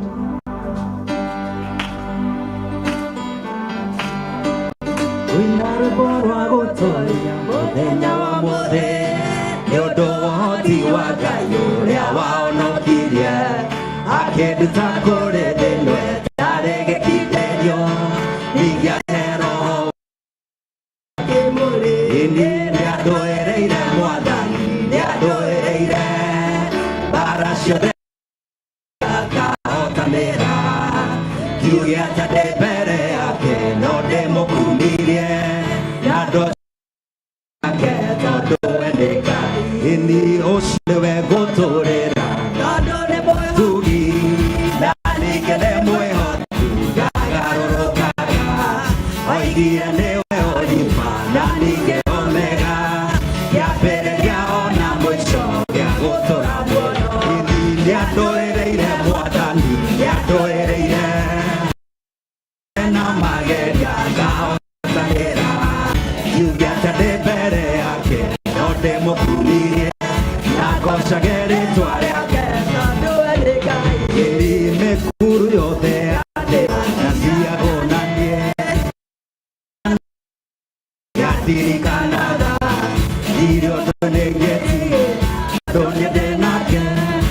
Somoro di wajuga doereire muadani doereire para chadena mageria otanera ake no demo kulirie na kosagere tuare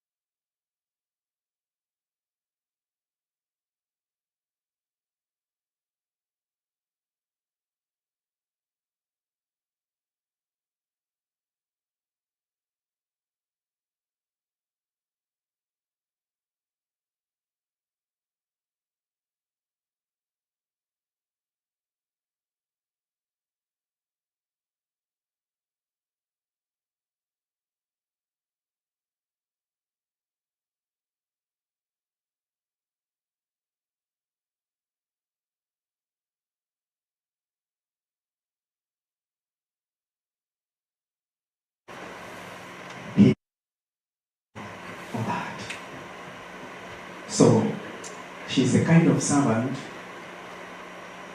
who refused to settle for less.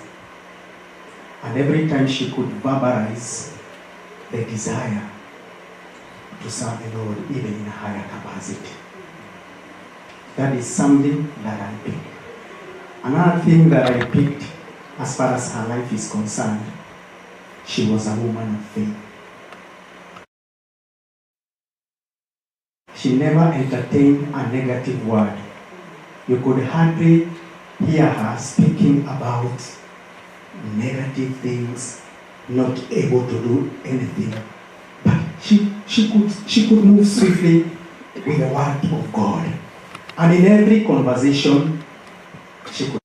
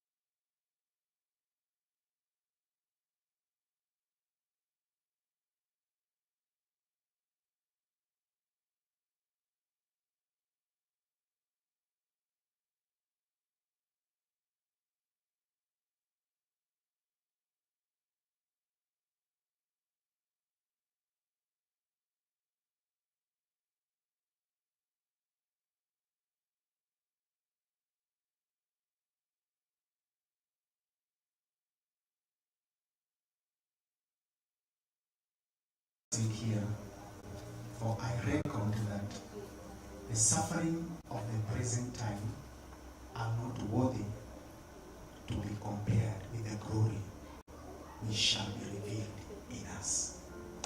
So the suffering that we go through in this present time, it cannot be compared to the glory that shall be revealed in us. Hallelujah. May we be encouraged as a church. I know that gap cannot be filled by anybody. But the Lord knows how to fill those gaps.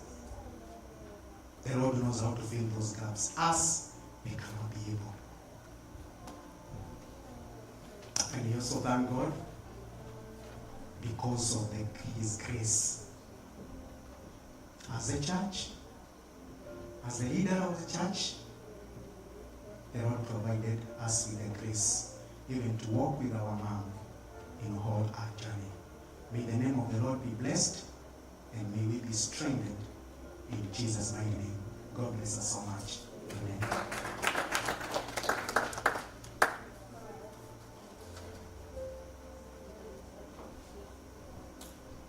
Amen. Amen. Praise the Lord. We are here to celebrate a soldier who lived a wonderful life, and we are grateful to God. A woman of faith that was clearly evident, and I honor you all as I stand in your presence. All the servants of God in the house, may the Lord bless you. Thank you for coming to celebrate with us. And the family, I salute you all. I'm so grateful for the Lord, even for the grace upon your life. In Jesus' name, amen. As we celebrate our mom today, I'm wondering, what do I say? But I want to tell us, I feel like there's so much I could talk about, but I want to incline to one story that I was trying to tell Wina the other day, but we didn't finish.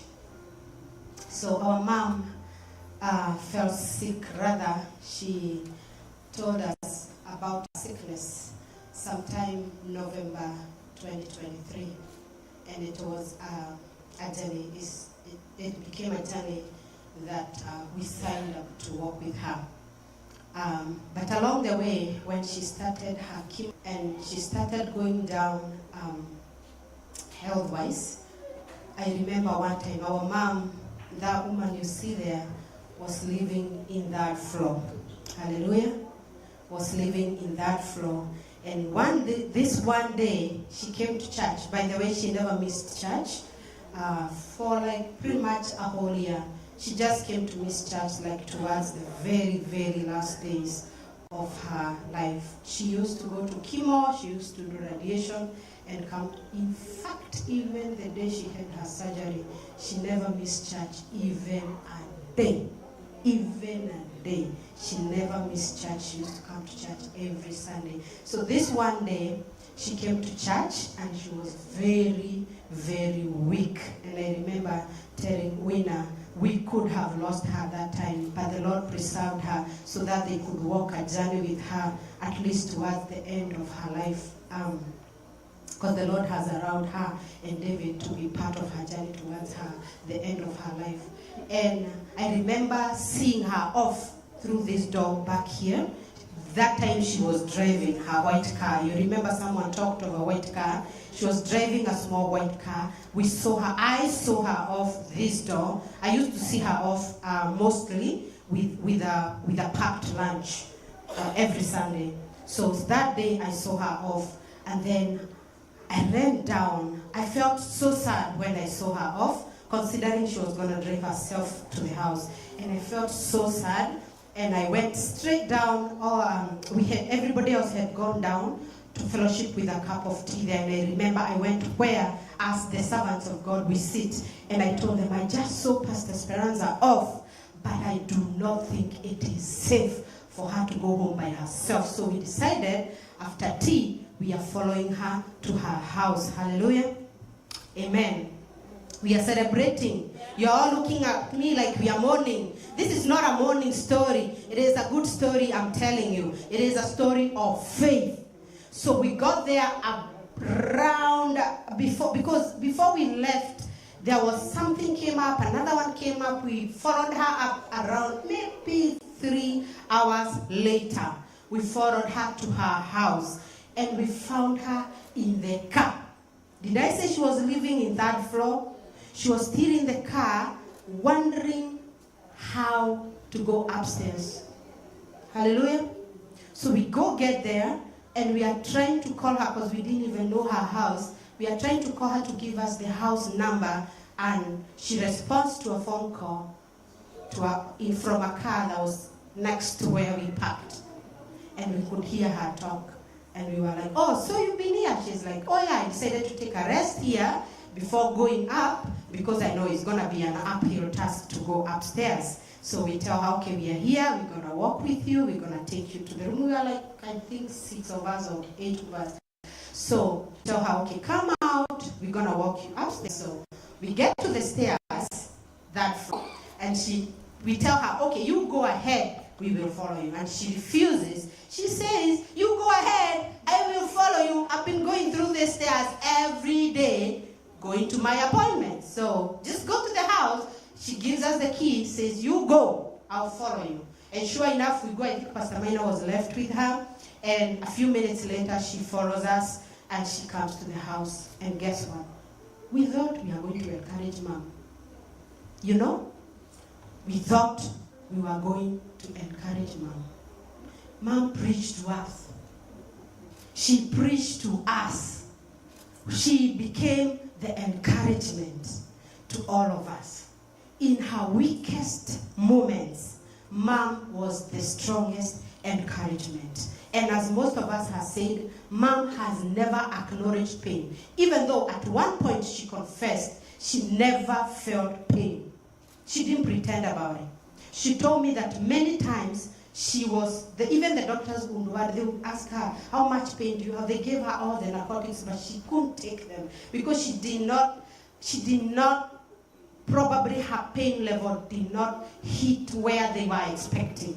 She shocked doctors in so many ways. Many times she went to the doctor and they were expecting a bad report, and she would become the... One time I remember she told me, she went to the doctors and they were asking her, what do we do? And she told them nothing. I believe in God. What are you talking about? I mean, they were trying to show her like things are so bad, and she was telling them, no, but I believe in God. Don't you believe in God? Many times she went and preached to the doctors. I am here to celebrate a hero of faith. Hallelujah. I am here to celebrate a hero of faith. I didn't finish that story. So that story ends like this. That night where we stopped with Winner, we tried to convince Mom to get a house in first floor. Hallelujah. Praise the Lord. We took it upon ourselves to convince Mom in the midst of her chemo to get a room in first floor. Guess what? She refused. And she climbed those stairs until the last day she drove to the hospital and never came back. She never quitted. She used to go upstairs, she called it her house, and she used to go to that house every time from chemo, from radiation, and she would go up 6 flights of stairs to that floor. And she didn't miss an appointment, and she did not miss a church service. Hallelujah. I am here to celebrate a hero of faith. Amen. I am here to celebrate a hero of faith. Praise the Lord. Amen. At one time, we gathered here as women. Those of us who are in that meeting can agree with me. And I came up with all the plans. Because Mom got better, by the way, by the confession of her mouth. She got all better. She got healed, by the way. She went through chemo, and she got healed. And all those songs we have recorded her here singing was after all the chemo and all the treatment. And she got well. She stood on her feet, and guess what? She went back to work. Hallelujah. Praise the Lord.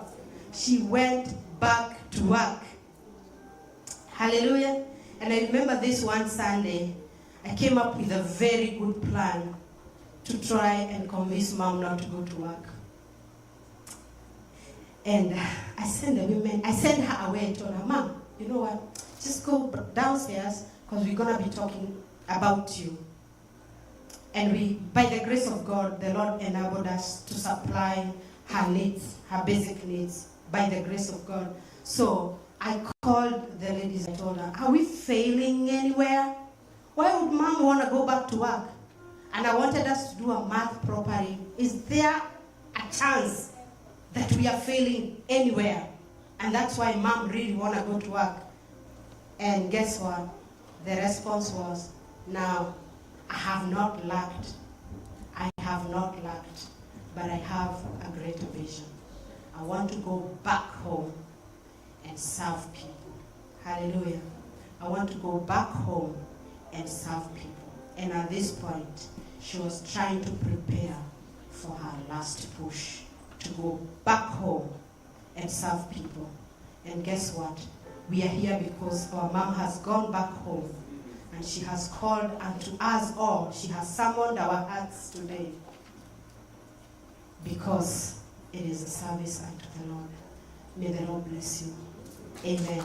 As we continue to celebrate this hero of faith. In Jesus' name. Thank you, Mom. Praise God, everyone. All pastors, the family, and everyone who's here. Good evening. I'm here on behalf of DRYC, that is Dominion Reconciled Youth Crew. Brian is one of us.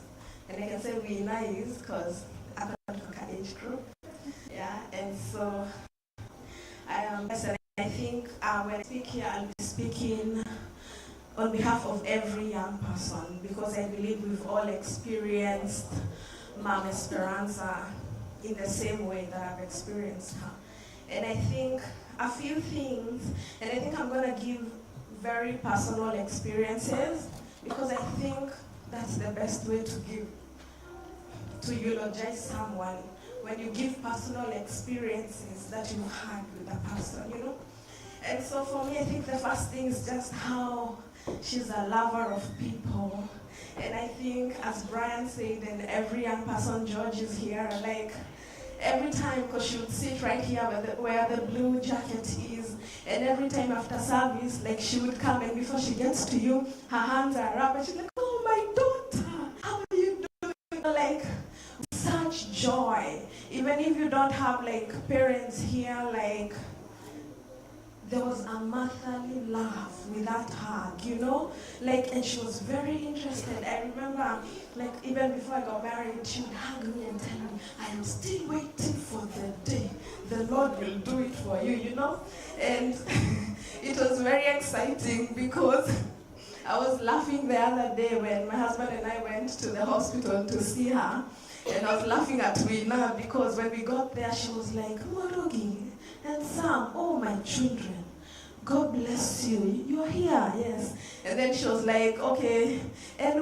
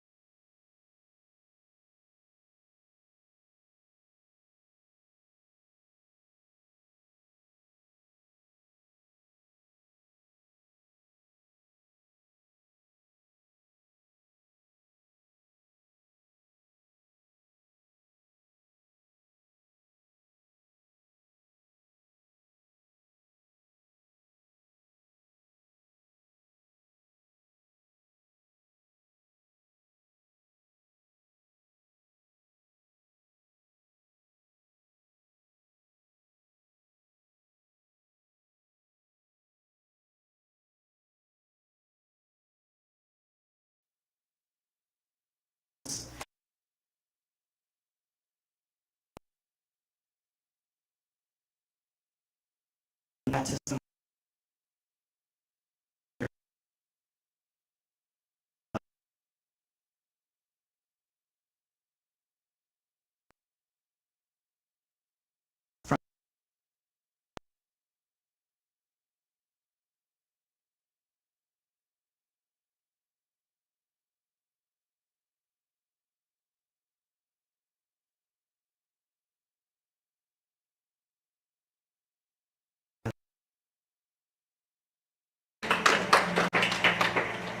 Praise God Church. My name is Sam, and one experience, or a few, that I've had with Pastoral Tributes is whenever I go to her house with my mother. And one time when I went to her house, she was very nice, especially with me and my mom. Like for me, she would always say hi to me and be nice to me, like every Sunday. And then for my mom, she'd always talk to her and laugh with her, like whenever we head to her house and eat food, you know. And then she one time while I was at her house, she prayed for me, knowing how far I've grown, and from that moment on, I've held on to that prayer. And yeah, she'll always hold something dear to me in my heart.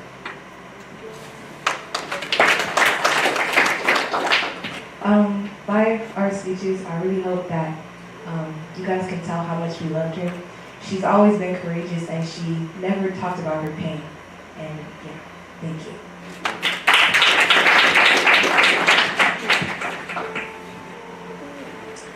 Amen and amen. Let us give them another hand clap in the name of Jesus. Hallelujah. Hallelujah. Well, I believe that this is one of the best things that we can do as a church family, as a family, to feel that we have had a good closure. Amen. And it is important for us in the name of the Lord. Amen.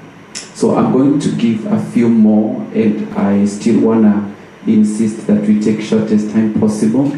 And I know that the Lord will help us as we do this in the name of the Lord. These are people who've walked very close with Mom Speranza. They walked with her. They entered in her space even during the sickness, and they were there to support and to help in the name of the Lord. Especially have a lot of honor to this first one I want to call, because I remember when Mom started, was diagnosed with sickness. At that time, she didn't have a roommate. And she was still looking for one. Amen. And we were praying with her to get one. But out of nowhere, she one day came and told me, oh, I got a roommate. Only to hear that the roommate is another mom that we love here. We honor, a loving one who purposed to come from her place where she was renting, and she came and roommated with her. Little did we know, it was through that transition that would become so helpful for Mom Speranza, because even as church, we were settled to know that our Mom Terry was in the house. Just the other day she came and she said that when our mom rested, and she now knew that she will need to look for another person or some roommate, and she knew that the house might become too much.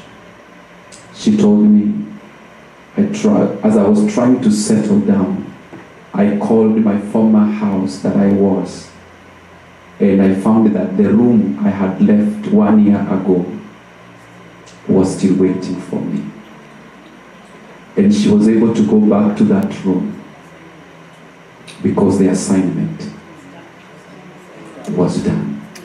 And I told her, you were there, you relocated, you transitioned just to serve this woman of God.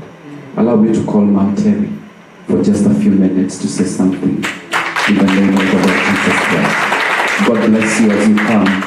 I just want us to give this woman a start of vision in the name of the Lord Jesus. Precious woman, we honor God for you, and we appreciate you for the work you did.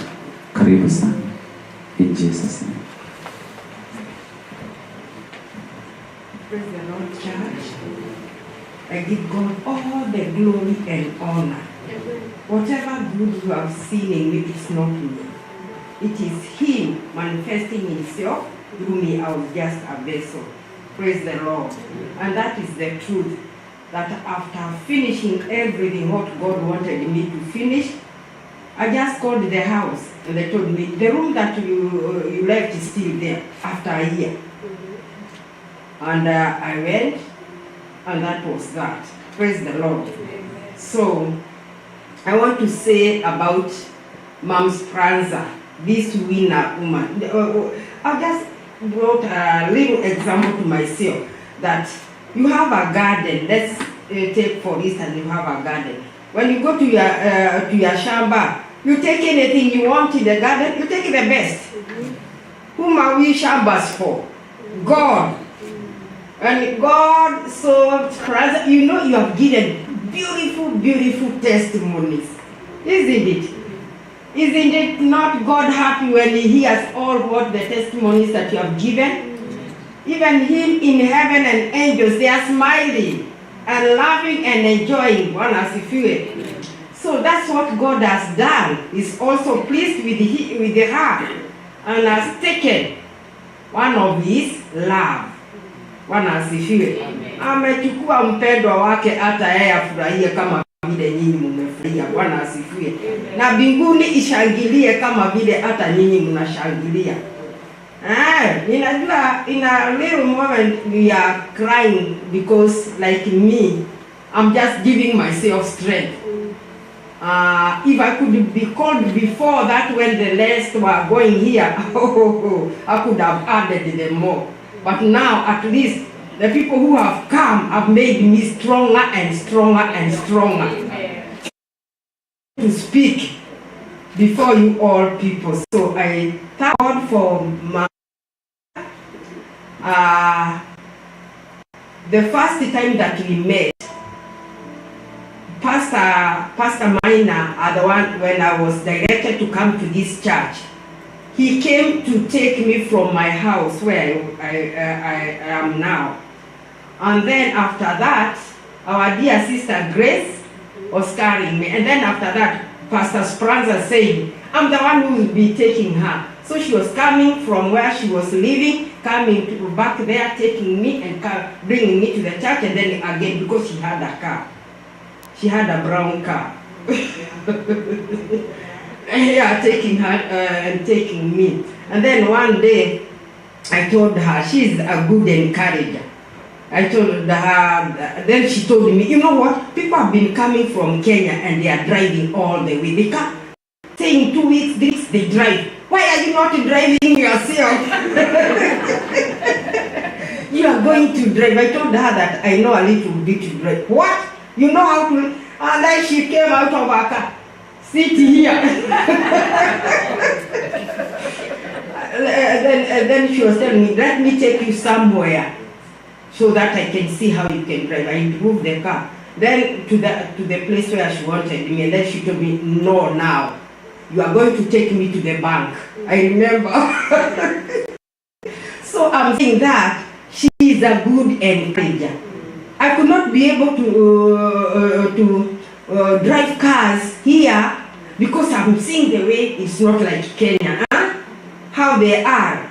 But she encouraged me, she told me, let me tell you, from today onwards, I'll never drive mine. Saturday and Sundays, you are the one who will be taking me to the church or taking me to any place that I want to go. And that's how I came to be bold in driving. One asifiwe.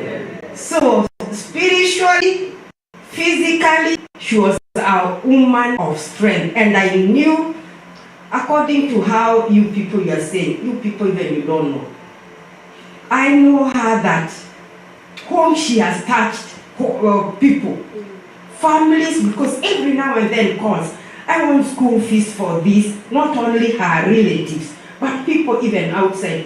I don't have this laptop for a child, for my daughter in from what, this and this. Oh my goodness, even men saying that even churches, give us this, give us this. So let me tell you, amepanda, amefanyia Mungu kazi, Bwana asifiwe. Kwa hivyo yale tunatenda, yani ni yale Mungu yani anataka tutende, kwa sababu tayari ni mtu aliyemfurahisha Mungu kabisa. Surely, let me tell you, heaven is rejoicing.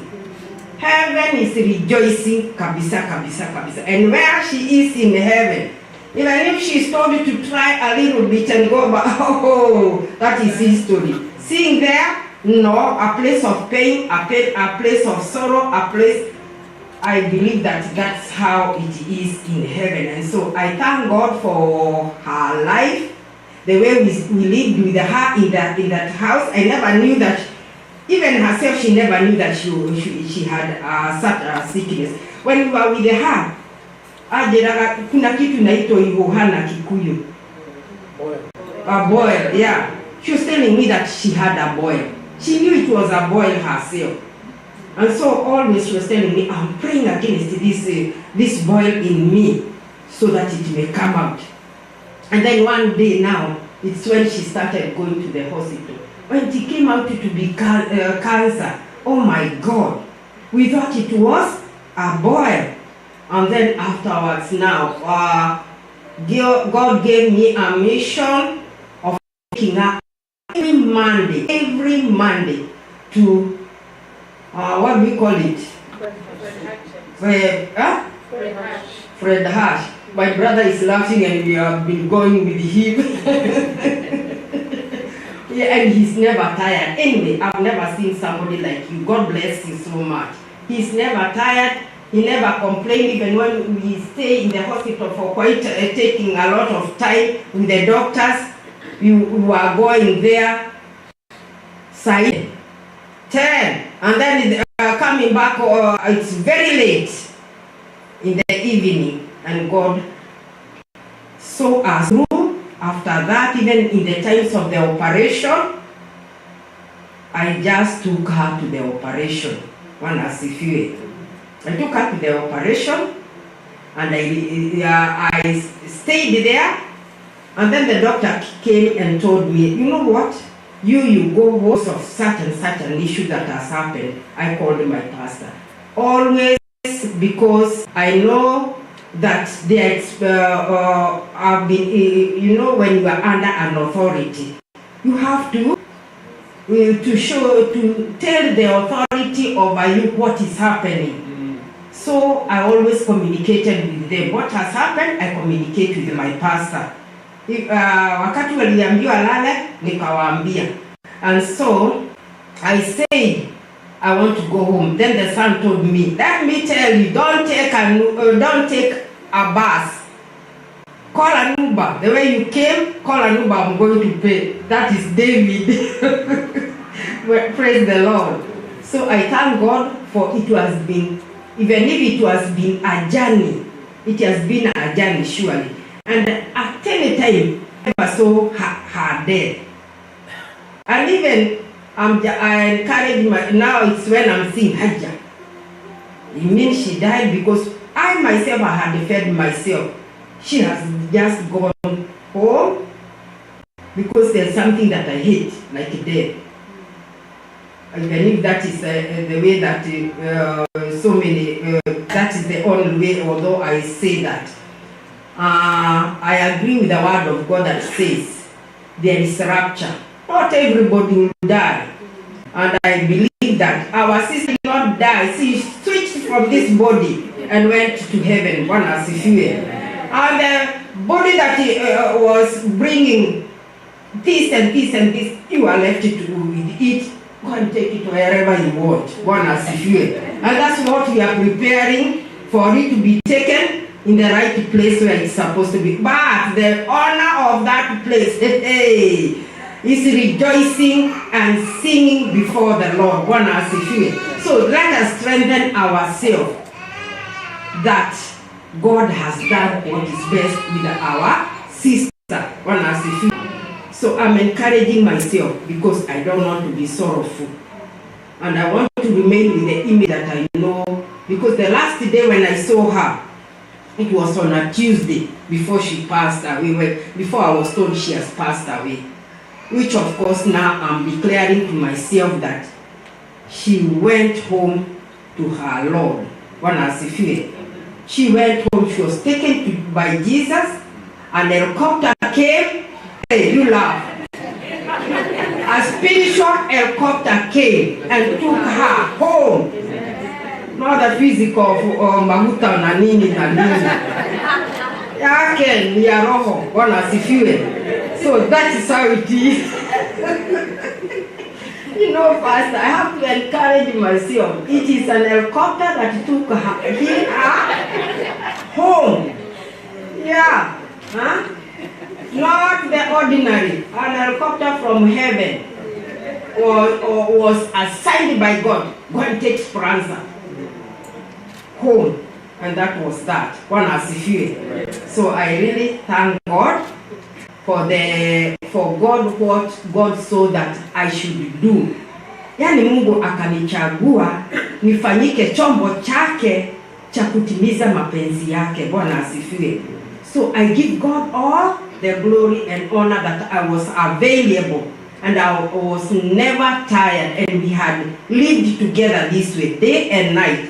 We loved one another. And when I stayed to every evening, you know what?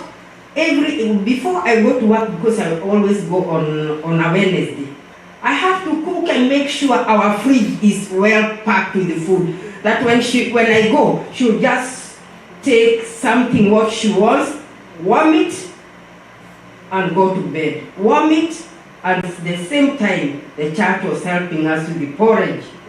That she would just wake up in the morning and put warm her food, warm her the drink, and go. So may God bless richly, mightily, even the church. The church has done a lot. And washo, Mungu awabariki. You might say that ni uji. What? Before the Lord is not that way. Bwana asifiwe. And even our sister there, you left for me the job. You went for the first time, and then you left me the other portion of the job. But I give God all the glory and honor. Bwana asifiwe. So thank you so much. My sisters and brothers, God bless you. Please, may God fill you with courage, boldness, peace. Unaona ule tunashangilia sisi zote, tafadhali muwe na record nzuri ya mama yenu kama vile mumetoa record. How will it be me? Yeah? It is your time to ask yourself, itakuwaje na mimi? Yeah? Because you have seen the record of your heaven is happy. And I'm telling you, nyinyi mnaona atukwenda nini? Yeye alikuja kuchukuliwa na nini? Na helicopter. Kutoka wapi? I wish you see in the spirit. You sit from heaven. Oh, na akakuwa what of you? Love God the way she loved God. Step a step forward. More better. Yani, now let's say the leaders, our leaders, our pastor will be happy. Kwa wale ametrain, wakenda hata zaidi kumuliko. Bwana asifiwe. Atakuwa amefurahi ya kwamba upasta wake haukuwa kwa bure. Even you people, you do exceedingly beyond what she had done. Bwana asifiwe. Yes, please, please, please, I'm asking you. In the mighty name, be strong, be courageous. Be courageous. You, little girl, Winner, I'm speaking to Winner. Winner, be strong and courageous. Bwana asifiwe. Yes. And when you go home, hey, be strong. Declare, start speaking to yourself, I'm not going to cry. I'm not going to cry. I remember that's what I did when my husband went to be the Lord. When I was told after crying, I started telling myself, I will not cry. Because my children needed somebody to encourage, and they were healed so quickly because I did not cry that badly. So if you don't cry, you are strong, the rest of the people will be stronger than you. They will be strong and they will rejoice. Bwana asifiwe. And God bless you, family. God bless you, all of you. Bwana asifiwe. My name is Teresia Shishula, and I love Jesus Christ as Lord and Savior. And Speranza was my friend and a friend through Jesus Christ. Amenifundisha mazuri, ameniweka nguvu ya mambo mengi mengi mengi mengi. Na Bwana awabariki sana. Bye bye. God bless you.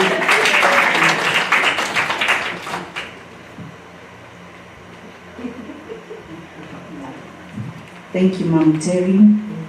My name is Ann Paris. I want to tell you about the journey I had with Mom. She used to be a member of this altar. So one Sunday, I was called by Mom. I was going to take Shai downstairs, Mom and Minister Elizabeth, and they told me that Mom is ready to go to the hospital. and that is the day that she could not breathe. So I was to go with her to Fred Hatch the next day so that we can do her biopsy.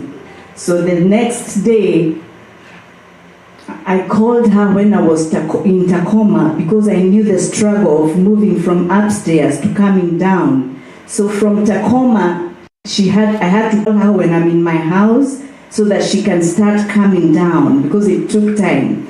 So I called her and I told her I'm on my way coming to take her to the hospital. And that is the first day we went to Fred Hatch.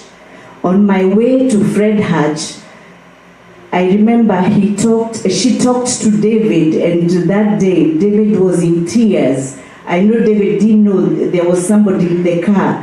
David was in tears and Mom could not talk, so I kept telling her, don't pick up phone calls, and she told me, this one I have to pick it up. And David was in tears, and all she did was encourage him and telling him, Fafa, I'm okay, there's nothing wrong with me, because she didn't want anybody to know that she's in pain or she's not able to breathe. So they talked for a while. Then we went to Fred Hatch. And when we went to Fred Hatch, the doctors, we went in and the doctor was examining her for the very first time. And when the doctor was telling her what she has, she was acting like she's not understanding. So the doctor told me, explain to her. And then she told me in Kikuyu, but the Lord is still on the throne. I'm understanding what the doctor is telling me, but the Lord is still on the throne. I know they're not the ones, they are talking what they have read, but I'm talking also what I know.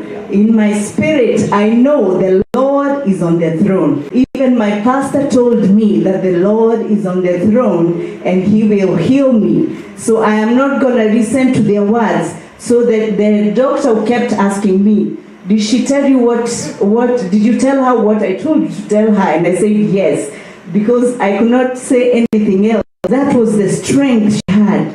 And every time she told me,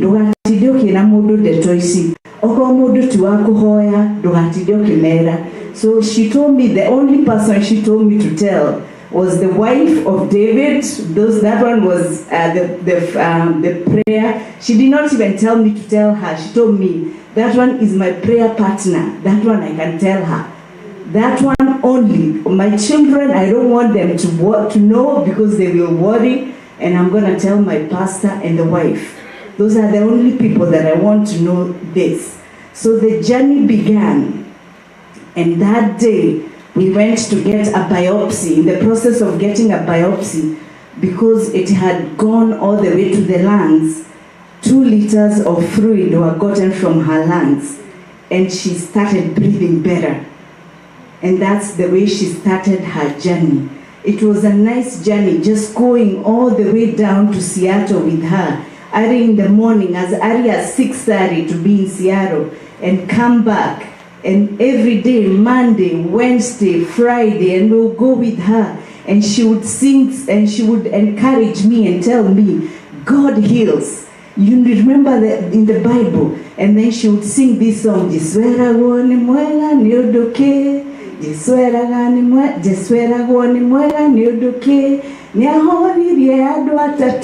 and she would sing this song, very encouraged. And instead of talking, I was quiet all this time because she had so much strength and she could encourage me. Me being a nurse, I know what I know, but her being in faith, she was encouraging me and telling me, don't think of those things that you read in books. I want you to know the things that the Lord has said of me. And I was telling her, okay, I understand. And she was telling me, if you start telling people, they will think like books. But I don't want people to start thinking like books. I want people to start thinking like my Father, the God that I serve. And that's the journey we had with our mom. I know she loved her children. I know she loved her family. She was especially grateful to Reverend Madenge for the journey where they walked together and for her enabling her to be in this country. And she used to tell me of her sister Mary, and the way they used to walk together, and the way they are friends. And she was telling me about the husband who takes her to the appointment when I was not available. And she was a warrior, and she fought to the very last moment. And God bless you.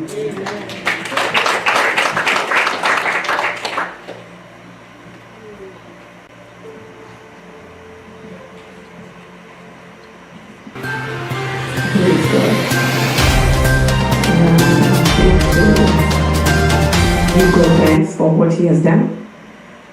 He's been so faithful, He's been so good to us. We cannot complain, just to stand here to give God thanks.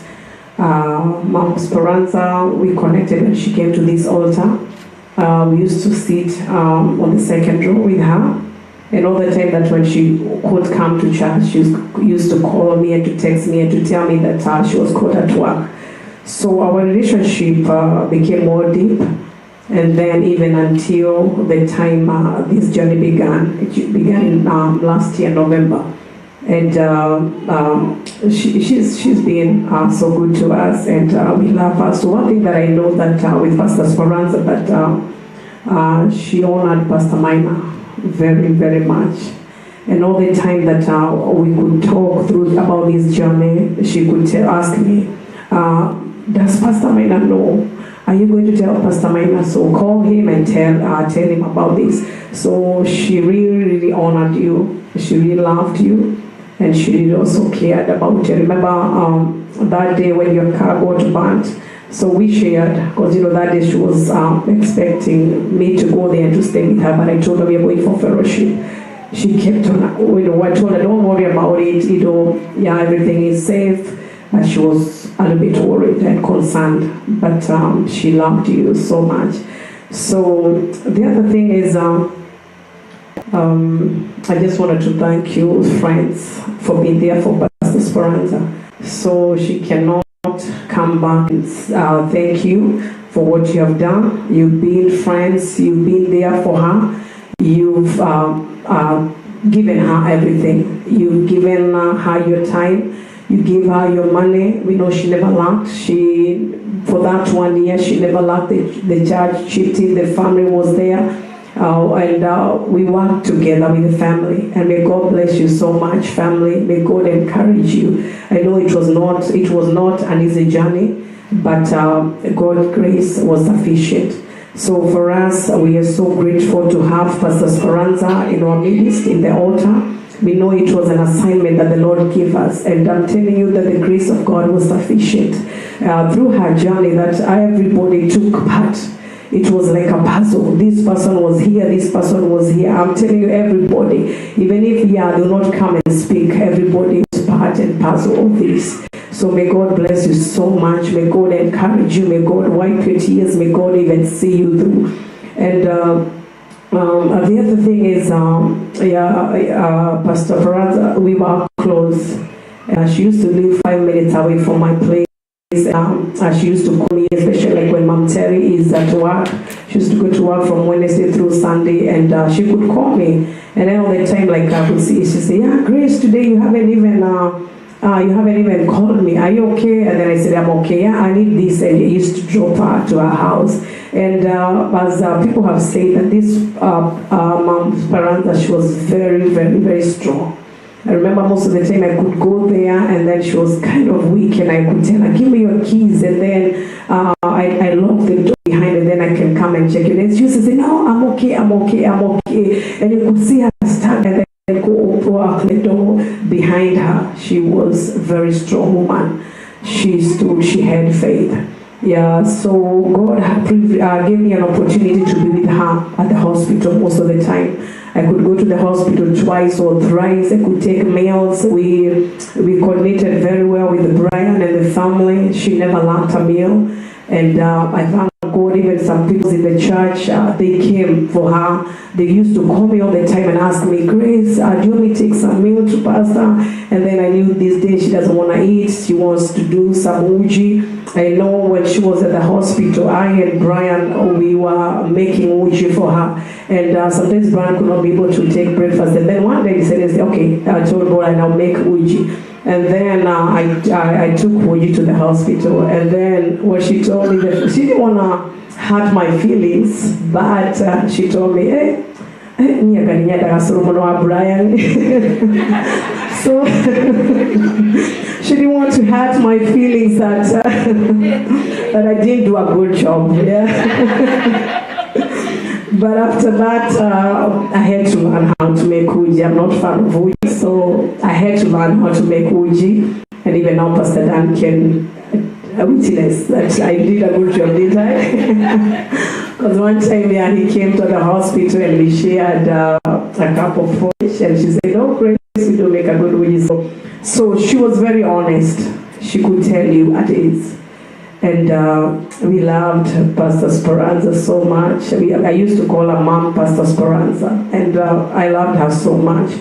So whatever that you did to her, it is only the Lord that can be able to give it to you. The Bible says in Proverbs 19, verse 17, that whoever is kind to the poor lends to the Lord, and he will reward them for what they have done.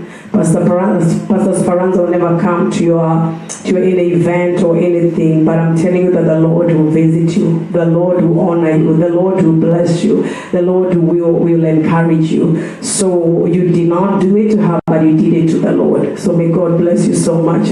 So in that journey with Pastor Speranza is an opportunity that God had given us to serve her. Yeah, the Bible says in Galatians 6:10, therefore, as we have opportunity, let us do good, everyone, and especially to those who are of household of faith. As we find an opportunity, what we did, it was an opportunity. We found an opportunity, and we stepped in. We kept on saying when we were praying, Lord, this is not a burden, it is an assignment. So God gave us an assignment.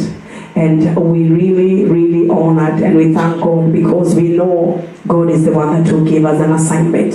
As I come to finish, because I know much has been spoken, we cannot even preempt everything because it was so many years. I think we connected for almost 5 years. So I thank God for that. And yeah, God privileged me and to be there at the hospital during the days. And Pastor Speranza, this one daughter that she didn't like, that was a palliative daughter. So all the time, like, I could go there and I found her, she was like mad. And then I could ask her, what is it? And then she told me, oh, okay, I need a way Catalia. So I was like, who? So I could ask her, who? Who's your dad? And I could say, it's okay. Yeah, let's pray and let's continue trusting the Lord. She had so much faith, and she was really, really persuaded that not even death, not even the pain, and not even that disease that could separate her with the love of God. She pursued, she prayed, she believed. As many have spoken, have said, it is true. She never confessed where she was. It is not because that she didn't want to tell us what she was going through, but she had faith. She didn't want to amplify it. She didn't want to magnify in her spirit and say that this is what is killing me. But she had so much faith. She had so much faith. And we will truly love and miss her so much. So I remember one time that palliative doctor came, and the previous day she managed to convince her to sign some of the documents, like I don't know, the DNA. So when I remember we had conversation with now, she was telling me, I don't believe that's my mom. So can you try and I'll go and ask the doctor, did she sign it or doctor? So at that time I told her, you know what, at this point I can ask her because, it's much going on. But I thank God because the following day when the doctor came, I was there. And then the doctor was, she said, yes, I know, I was here, we had this conversation, and it was this and this. So for that time, I said, yeah, okay, she agreed about it. And then now the doctor started saying, so I'm here because, about this journey, I don't want you to be in pain and all those things. And Pastor Speranza looked at her and that to breathe because that time she was having, she was using the oxygen. And she looked at the doctor and then she told the doctor, I'm not worried. I have Jesus. And then when the doctor looked at her and said, "Yeah, of faith." And then she said, "No, I'm not worried, I have Jesus." So now the doctor was like convinced, and I said, okay. So for me, because I know these things will escalate, and she will not even agree. So I told them, like, yeah, the son is coming tomorrow, and you can have a conversation. Then the doctor said, "Yeah, I'm not going to be here, but I'll talk to my other doctor." So that's what happened. So yeah, so my Pastor Speranza, she went Sunday. She never complained about pain. All the time we went, she never complained about pain. So the day of Thursday, the 19th, yeah, early in the morning, and may God bless you, David. David used to spend the night, and during the day he used to work. Yeah, and that morning we coupled with the winner, so I picked her up and we went to the hospital to take the breakfast. It was on Thursday morning around 10 a.m. We found David in the room. He was working. Mom was in bed, laying there. And when we went in, we said hi. She could respond and nod and tell you, ask her, "How are you doing?" She was saying, "I'm okay."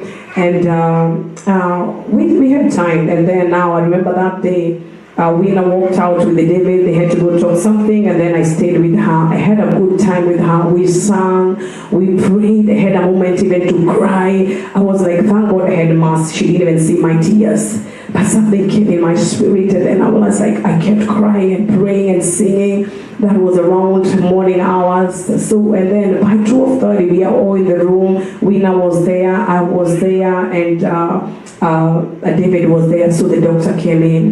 And then he said, okay, so I'm here to tell you that it might be the maximum of 24, not 2 days. And I'm so sorry. And I'm like, did I hear it well? And that day mom was responding. You could ask her, "Oh, okay, are you okay?" "Yes." "Are you?" "No, I don't need anything." So she could respond. I was like, no, I don't believe it, because I have seen people, dying, they don't this way. So, and then I remember I stayed there, and much one, I went to grandparents, and then I met David, and I left. They were in that place, and much later, I promised them I'm going to come in the evening to bring dinner for them and to spend our time with them. So in the evening, when I came at the hospital, I found Wina, I found Pastor Dan, and we sat there, we were having fellowship, and after a few hours, Pastor Dan left because he had spent a lot of time with Pastor Speranza. And then we were left with Pastor Mina and Wina. And by then, David had gone home to refresh and to come back to spend the night. When we were there, seated there and talking, Pastor Mina prayed, and then after that, he said, I have 2 assignments. I'm going to this place, and another one I want to go to Olympia, so I'll excuse myself. So he left there slightly around 7 p.m. We were left with Wina. So on the left and sat on the right. When we were seated there, I noticed now the breathing has changed. And I told immediately when I called David. And David by then he maybe had duty on because he was getting ready. So he didn't respond immediately. And after that, we said, let's call the nurse. And then we called the nurse. The nurse came, and the CNA came. She didn't even hear. She didn't understand what we told her. So the nurse never came back. So and then after a few minutes, mom's breathing started, being shallow and all that. Then I told her, no, this is it.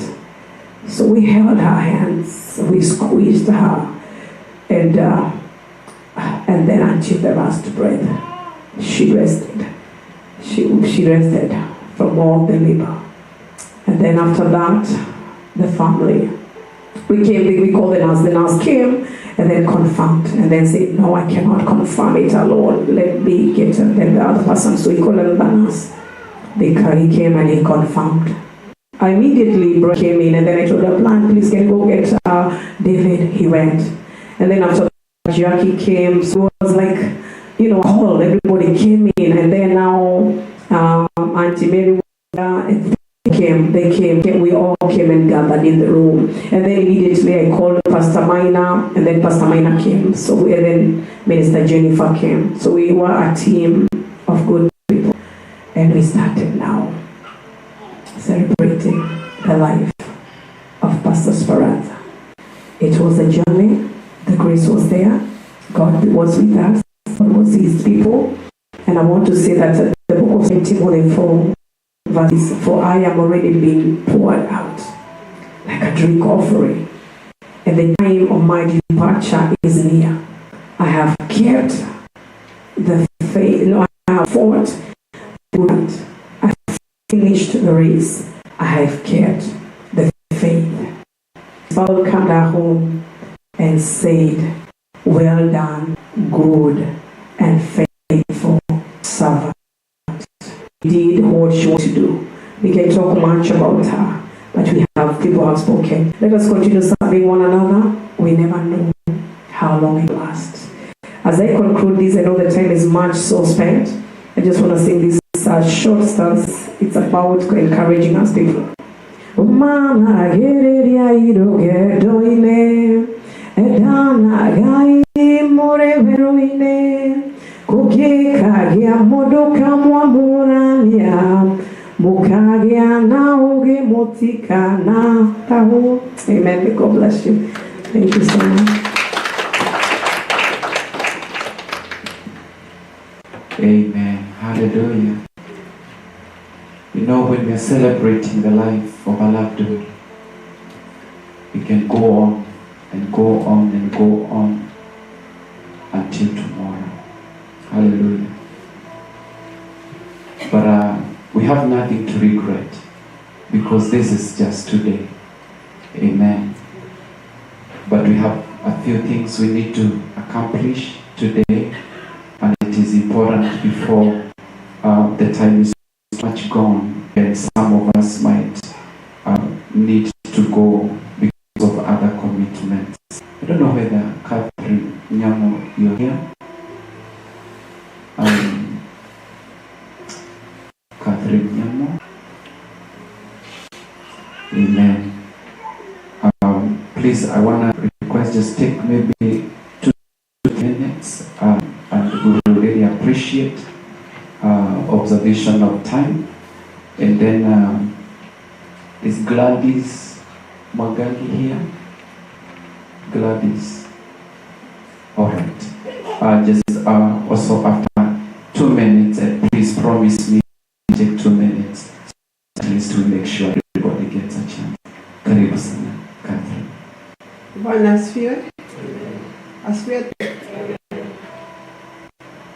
Nimeokoka na Yesu ni Bwana.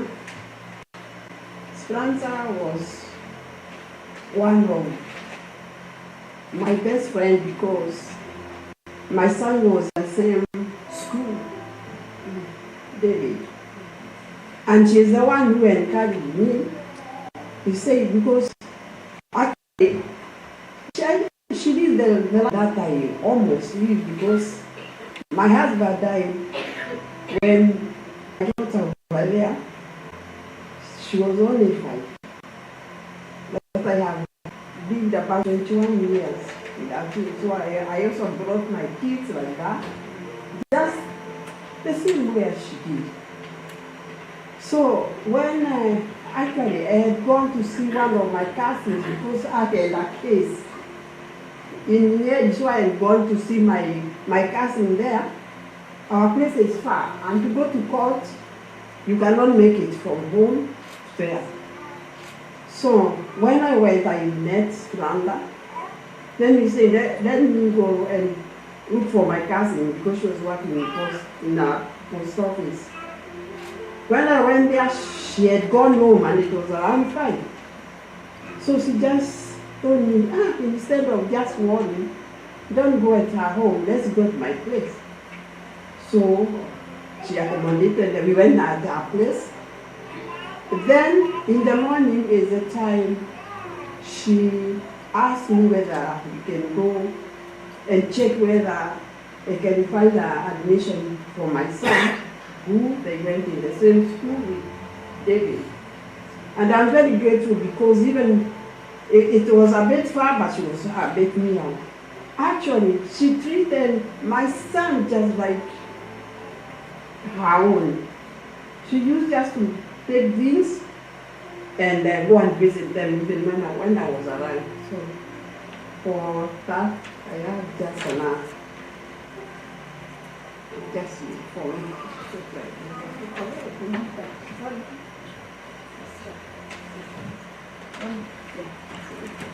I read it on behalf of Mom.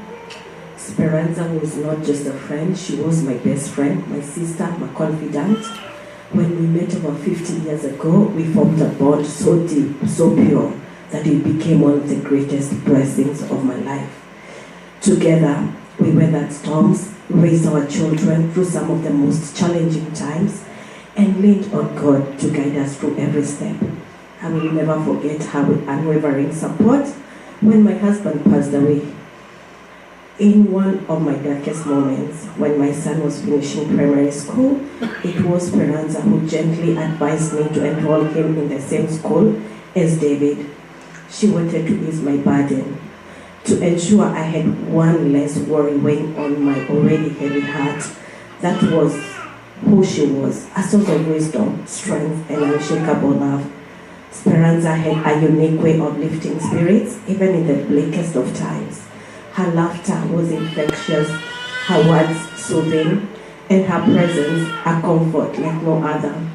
I hope in some small way I was able to be that for her too. Losing her is a heartbreak I can scarcely put into words. I will miss our long conversations, our shared tears, and the countless moments of joy and laughter.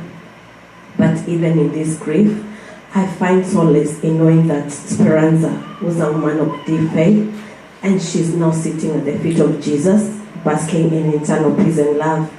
Heaven has gained an angel, and though my heart aches with her absence, I will honor her memory by celebrating her incredible life she lived, a life marked by kindness, resilience, and love. Rest peacefully, my dear sister.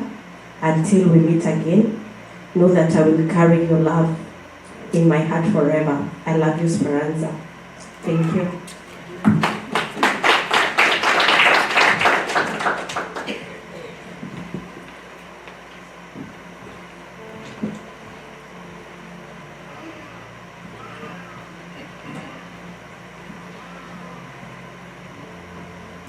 Bwana asifiwe. Majina naitwa Gladys. I used to work with Speranza. When she first came to Miralek, I was appointed to train her. And I've trained so many people, but I've never trained a person who was willing to learn, very obedient, and good in catching everything you tell her. Speranza was one of us in the Miralek group, in Miralek staff.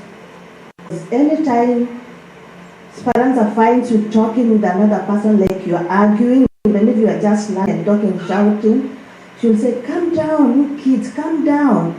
Amwoni shoshu ako hapa, calm down." And then people will just laugh and start talking other things. So Speranza came to Miralek, and she brought a lot of peace in Miralek. I know about 3 people, I will say this now. My dear sister, we work with her, maybe she can find out.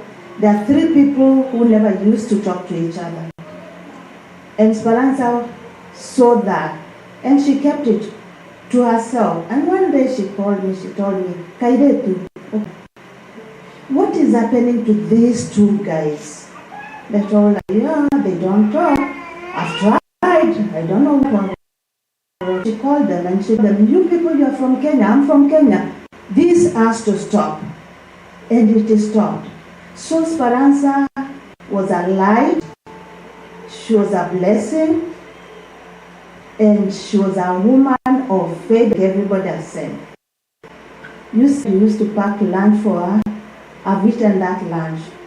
Never packed for Speranza. Because every Sunday she comes to church, she'll tell me, "This week unaenda church, hii wiki ni nini?" So she'll tell me, when I go to church, I'll bring you food. You don't bother to bring me food. I never brought her anything, but every time she came to church, she'll bring me mandazi sana. And tell me, these mandazis, they are from church. She kept on talking about her pastor, Minor. And she used to talk about David. She used to tell me about David so much. So I know Speranza was in a good place here. And back in Mirror Lake, she was also in a good place, and she would light a candle in a dark place. Because everybody used to look at her, and nobody wanted to do anything wrong. Speranza a Jew. Some she'll be mad with you, and that is Speranza. We'll miss Speranza. I'm standing here in Mirror Lake. We were 3 of us and 2 of us and but to miss her. Is a good person, but like she has said, God is what is good. God wanted this good to his fridge, not to his table, to his fridge, to keep it there. So Speranza was best than us, or that's why God picked her. I know if we ask a question, who wants to be picked next, everybody will out of this door, but I will not ask that door because I will also be one of the people running out of the door. Anyway, Speranza was good, and Speranza, rest in peace. Miss you, ma'am. She used to call me Kairetu, and I asked her, why are you calling me Kairetu? And I think of the same age. And she said, no, see, I would explain. Then she told me her age. I was like, okay. So Speranza, rest in peace. Miss you, but we know you are in good hands. Thank you everybody. Pastor Maina, zako nimesikia mingi sana. Asante.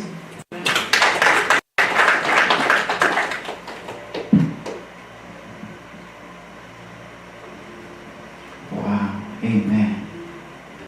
That's the message of the house, that we carry the light wherever we go. In the name of Jesus. Hallelujah. I want us to change this because I want us to enter into a moment where you can hear the story of our mom. And then after that, we are going to brace ourselves for a few other minutes where we are going to engage and hear the word. Amen. And know that we are going to be blessed in the name of the Lord. So for now, allow me to call Pastor Patrick. I believe that he is going to help us go through the story of our mom Speranza in a short while, and we will be blessed as we listen to it. In Jesus' name.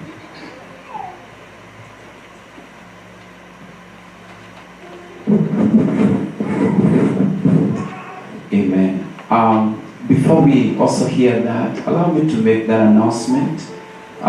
If our usher at the back there, you can sit with a basket, that those who may want to leave and you desire to give something towards today, please don't go with the money that you had decided to give to us. Please leave it to us, and we will be so encouraged in Jesus' mighty name. Amen.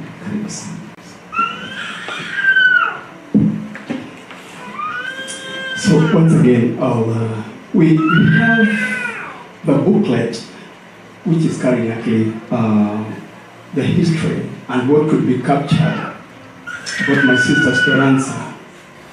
Just remember what Jesus said. Everything could not be captured in these books. So there's a lot. I'm telling you this so that now you can prepare. I want us to go very fast. Yeah, you don't have to worry about the first page.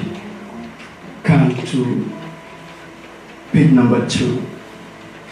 I stand before you to read the eulogy of my covenant sister whom we serve together. And I do believe we shall go along together for the glory and honor of the name of Jesus. You have something to tell me? Right. Let's start with the eulogy of early years. Pastor Speranza Muthoni Wang'Ombe was born on 9th January 1956 to the late John Kerry and Justa Wamarwa in Thumaita East, Yeshugo Kirinyaga County. Speranza was beloved to a wife to the late John, used to call him my brother-in-law, Joe Wang'Ombe. She held a special place as a second born in the family of Factory 11. Stand to be corrected. Namely, Esther Wanjiru, Samuel Gash, Mary Waimu, sit and there, Patrick Mathenge, Lucy Gaturi, myself, Francis Njeru. We have a rich brother Albert Kaboro, Janice Karaoke, Dominic Karaoke, and Leonard Morigo, and Dr. James Monica, our last born. She was the beloved daughter-in-law to the late David Irongo and late Deborah Nyambura.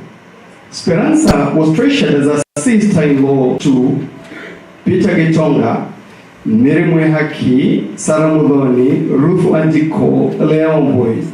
She was raised in a strong Christian family where she was taught the values of integrity, hard work, obedience, generosity, and compassion, and empathy for all.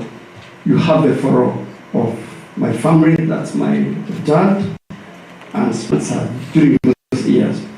So now, let's continue because of time. We are reflecting on Speranza's education.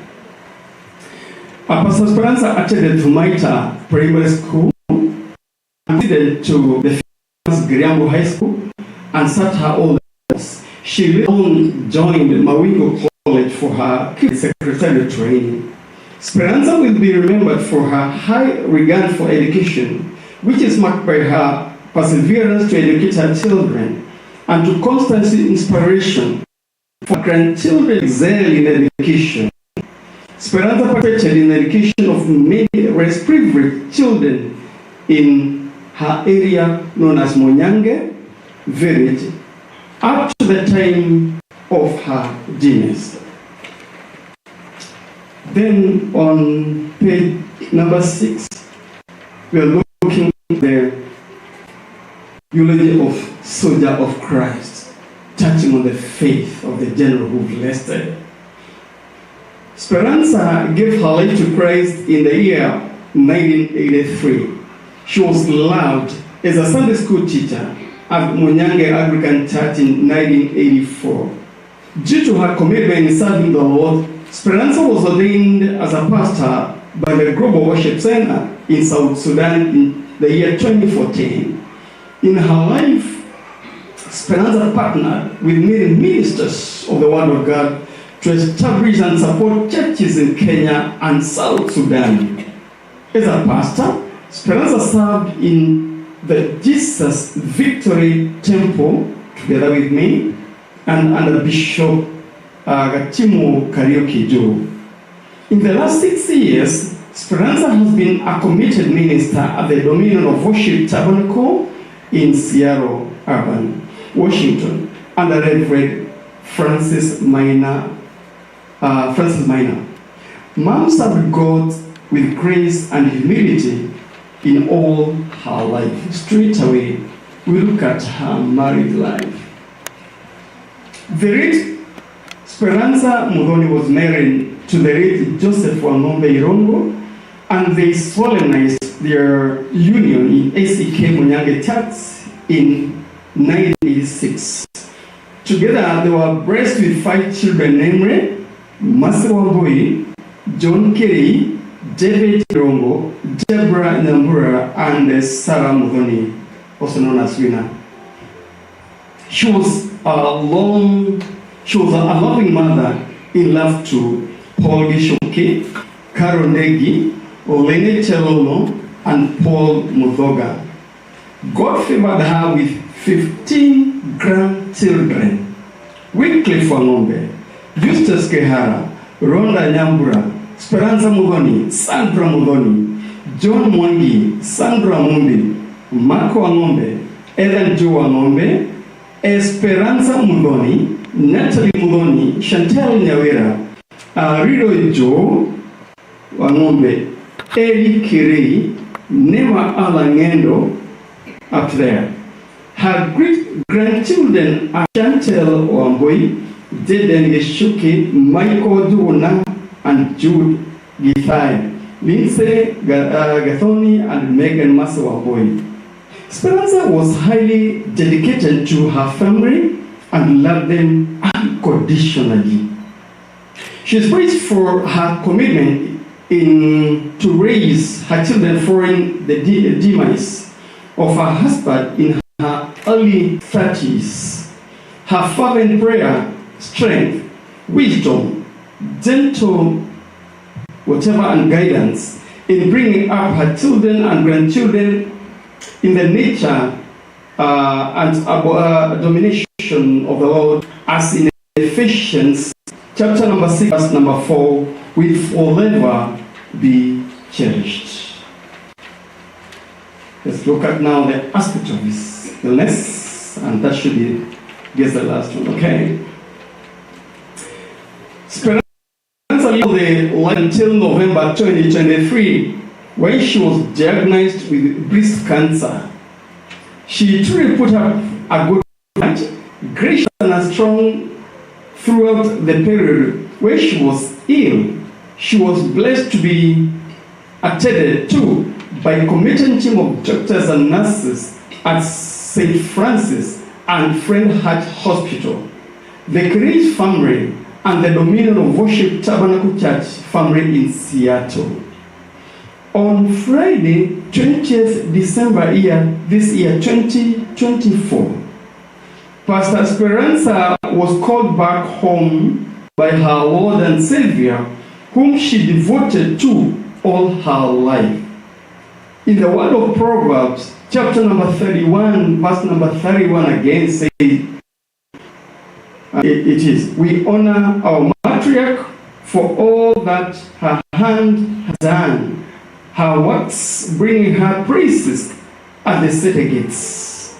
In the book of Isaiah, chapter number 57, verse number 2 says, those who walk uprightly enter into peace. They find rest as they lie in death. Rest, perfect peace, our mother, Shosho, Maito, daughter, sister, aunt, friend, and woman of God. For your beginning was humble, your life was loud and modelled. Christ to us, and for this you remain in our hearts forever. God bless you. God bless you.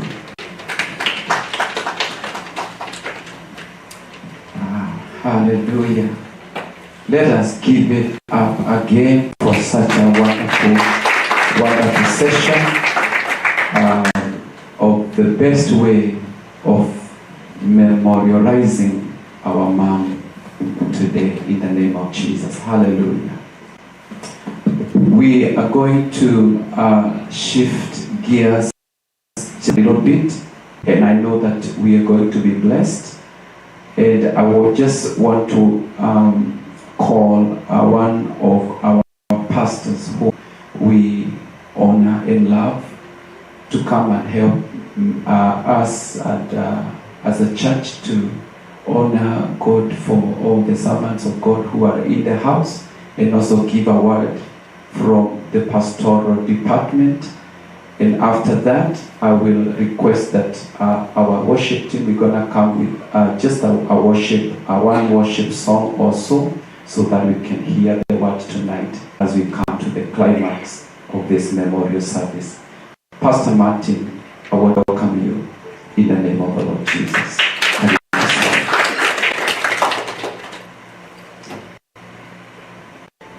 Amen. Good evening. Praise the Lord. I want to say that we bring our condolences to the church and to the family. It's been a journey. It is such a tough journey. But one thing I can tell you, God is on the throne and He is faithful.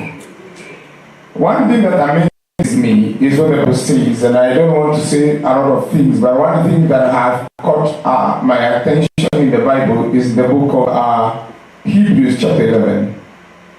If you read the verse 35 from 5b, the 35b, the Bible talks about those who went ahead of us, the suffering they went through, including persecution.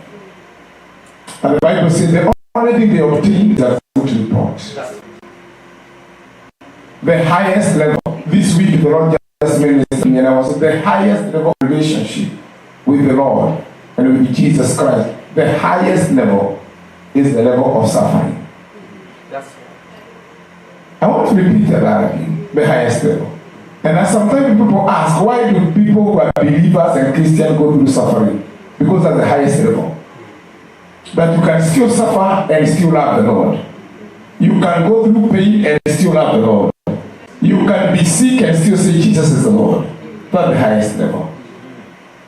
And if the Lord can entrust you with pain and you still have a testimony, I can tell you know Him well. Because most people forsake the Lord in the time of pain.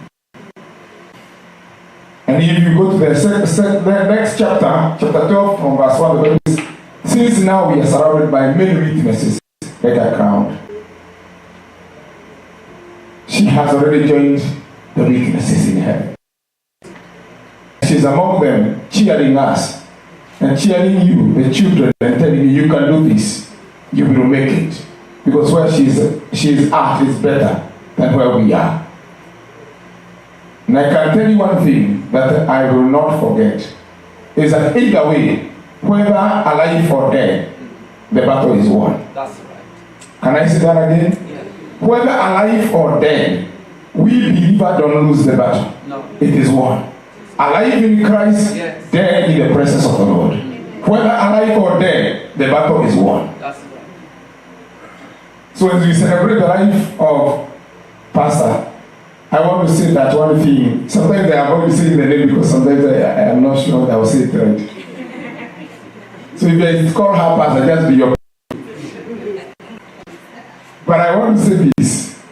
Yes, we are celebrating because we know the battle is won. She is in the presence of God. Pastor, you can worship tabernacle and also the family and tell you we are praying. Just if I don't know why the book of Hebrews chapter 13 now, we went to 11 to 12 now 13 verse 7. The Bible says let us honor our leaders who have gone ahead of us. Right. And after them and see the example they have set and the outcome of their faith. Yes. Now you can see the outcome of the faith of your mother. And the question I have for you is that can those children who come after you look at you? Will you have a faith to demonstrate to your children that they can look up to you and say, see our father or our mother? That's right. Will you be imitated? The Bible says, imitate them because they have trusted God, and you can see the outcome, the result of their faith in God. Your mother has set the pace. Continue that gospel. Let your faith be seen by your children. Amen. And there shall be no gap. Even when you are gone, let there be a testimony that your grandmother and now you and the children to come, as it was spoken about Timothy, about the grandmother and now the Timothy. Will you be able to set that pace? It's a challenge. She has done her work. Now it is your time. Amen? Amen. Even us as believers. Yes. I don't want to say much. I just want to acknowledge all the pastors in the house. I see Pastor Kamau and his wife. If you please would stand and just say hi. If you can hand them over, my just let's appreciate them. Pastor Kamau and his wife. Just say hi from Grace. Glory.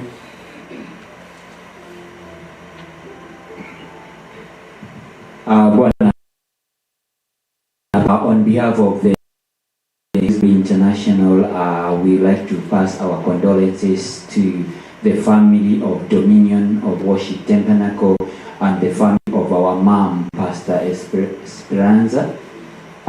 We are grateful for what mom have left in the city. We are just being left with one question: are we going to leave the standard? May God bless you. With me is my wife Lillian. We are blessed to be celebrating the life of our mom. God bless you. Amen. Let's appreciate them in the name of Jesus. Then we have Apostle Martin is in the house. What a blessing. Let's appreciate this man of God. Amen. Let's say something. Oh, he's okay? Yeah, that's okay. Then let's hand over the mic to my wife, Pastor Mina. Let's celebrate her in the name of Jesus. And she says hi. Amen. Hallelujah. Allow me to say these words. When I lost my mother last year, Pastor came and whispered to me after the funeral. And the word that she told me is the word that I needed that time. A mother word. She told me my husband passed when I was very young. And when I wake up at night, I could see him and I could tell him, continue resting in peace. I want to tell you this word. You'll be waking up at night and see your daughter, but be telling her, continue resting in peace. And for sure, those are the words that I needed to hear. I didn't know how that very much. I used to see her when I come to Dominion. But those are the words that have kept me going. So when we are sharing this mom, for sure she's a great hero. And I was feeling, don't ever withhold any word that is in you. It could be a push to push somebody else to the next level. And I'm here for real to celebrate this woman of God. God bless you all. Amen and amen. We came out of church benediction and my wife said, we have to go. And I had to submit because she told me that the one that she received from Pastor, and I made it the name Speranza. Did I do it right? Yes. She said that one has kept her going. I can tell you. So I didn't want to go there. But I can tell you, we have run so much. Even when we lost our daughter after suffering from cancer, 16-year-old, I can tell you we have learned so much. And we have so much faith in God. Right now we are closer to God than before because we know where she's at. Our 12-year-old gave a testimony the other day when we had a conference of the youth. And she said, I recommitted my life to the Lord. That's 12-year-old. Because I would like to meet my sister in heaven. You know, anything can be a push for you to move closer to God. And even if any one of you would have reached to a place where you want to lose your faith, just keep going. Because you'd like one day to meet with your mother. Because she's in a better place. Amen. I know they are Dominion of Worship Tabernacle pastors. I don't need to acknowledge you. You're already home. And we love all of you. We appreciate you. And thank you so much. God bless you so much. We are praying for you. Thank you.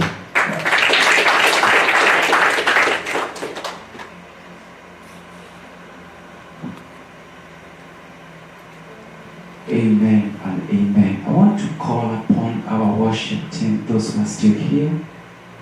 Let's do this because we are here. Amen. We're going to take very short a moment of just worship.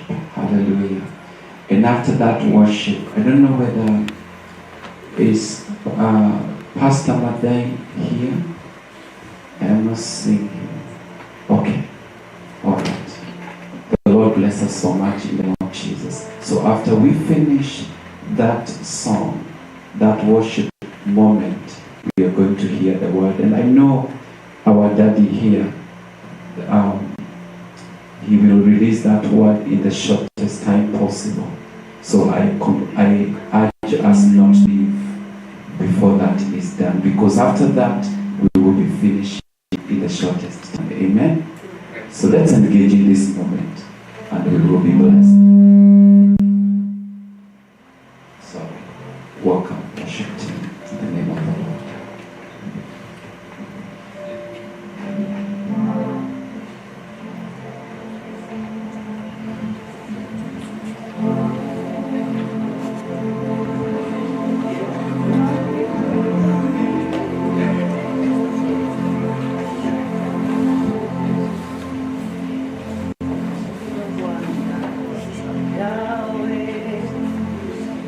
Glorify your name.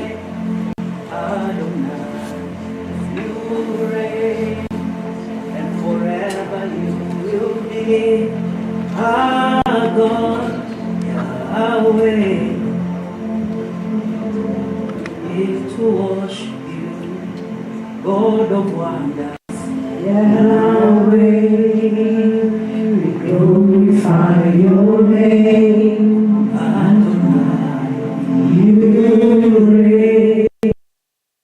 Wherever you will be, our God, Yahweh, it's fun to worship you, God of wonders. Yahweh, we glorify your name. Adonai, you reign.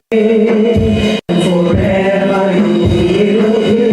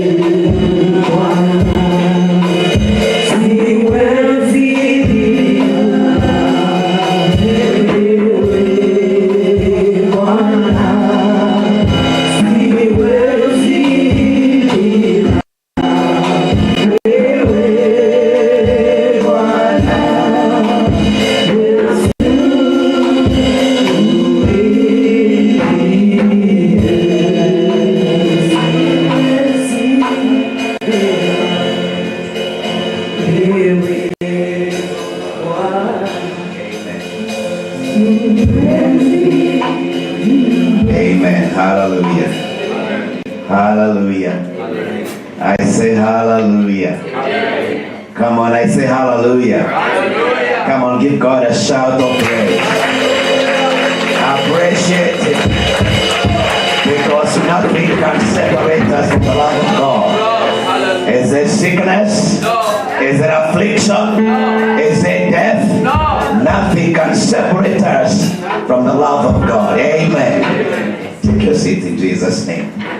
Take your seat. I want to be very, very brief because there's a reason we are here tonight, and we will do that which brought us here in Jesus' name. Amen.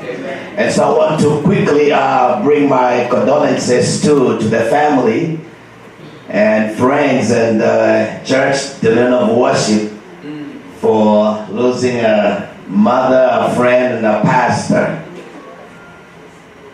Some battles you have to heal. That's right. Amen. Amen. Some battles there's no victory. Some battles you win by healing. Yes. And so my prayer tonight is that God will give you that victory on healing. Amen. Because the victory starts from inside and runs its course outside. Thank you, Lord. And once you are healed from inside outside, your spirit man is healed, yes. Your mind is healed, your feelings, your emotions, and everything around you. Once you experience that kind of healing, yes, it is now easier to go for victories. Thank you, Father. My Bible says that the spirit of a man will sustain his infirmities. Amen. But a wounded spirit who can bear. It is the enemy's plan to make sure that our spirit is wounded. Right.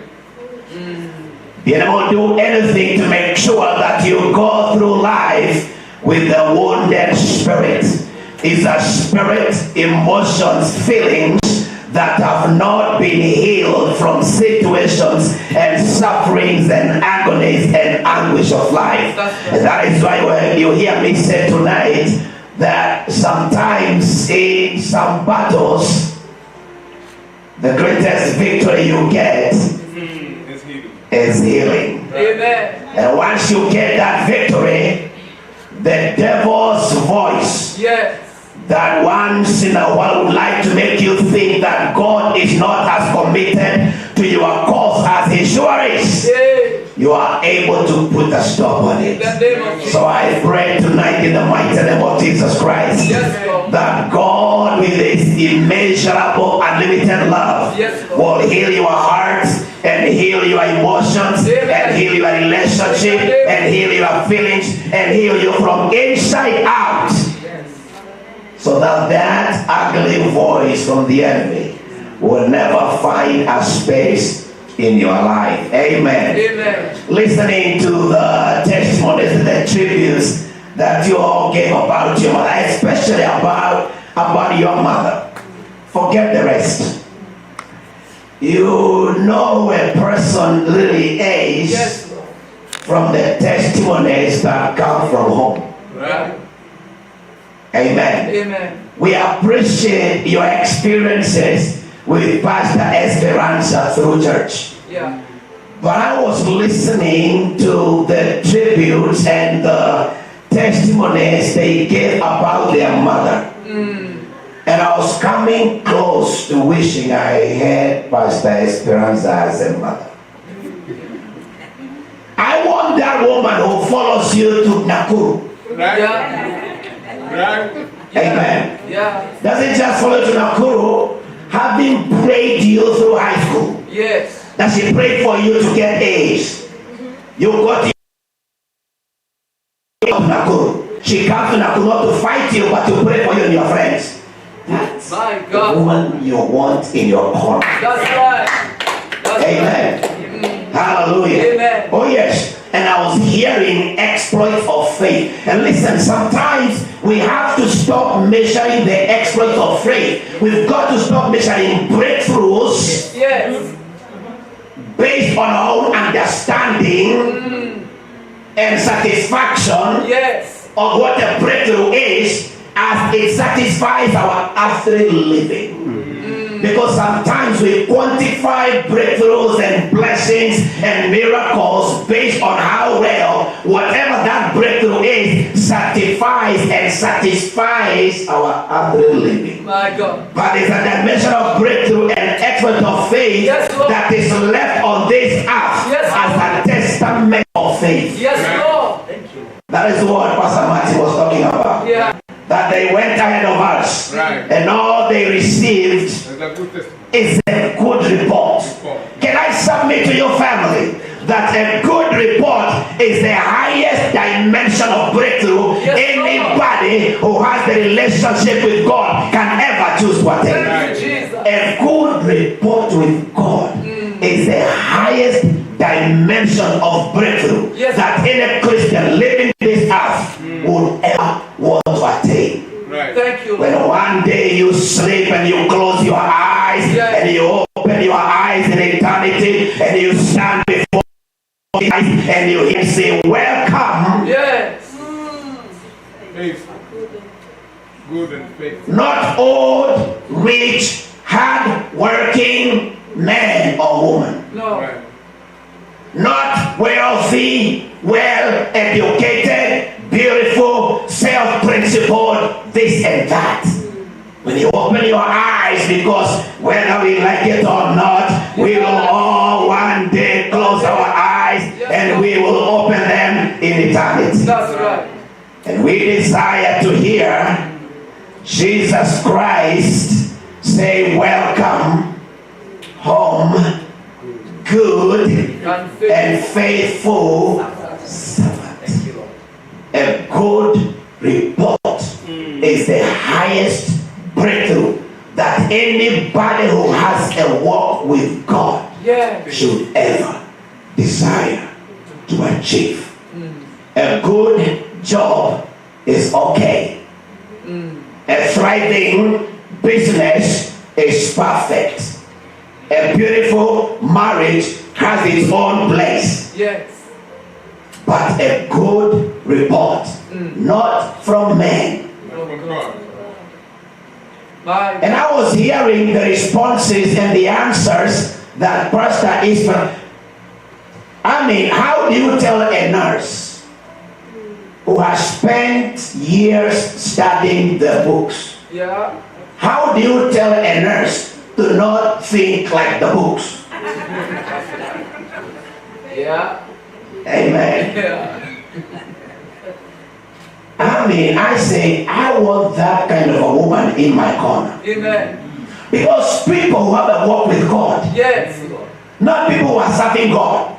Because it's possible to serve God without a walk with God. Yes. So allow me to talk about people who have a personal, functional, verifiable relationship and walk with God. Such people have a dimension of faith that almost sounds arrogance. Yes, Lord. It comes out across as though it's overly dismissive and pride. Right. Amen. My God. It is because they know something. Right. That's right. They are not thinking about it. They know something. They know something. Right. And because they know what they know, it makes them walk through life as though they are almost careless. It almost looks like they are not bothered by the things that bother another, things that make people in Seattle to lose their sleep, things that make people compromise, things that make people sin. They walk through those things as though it's just nothing. That's right. Because they know something. They know something. And if you know Apostle Paul, you'll hear Apostle Paul in 2 Corinthians chapter 5 verse 1 saying that now we know. Put it up there for a minute.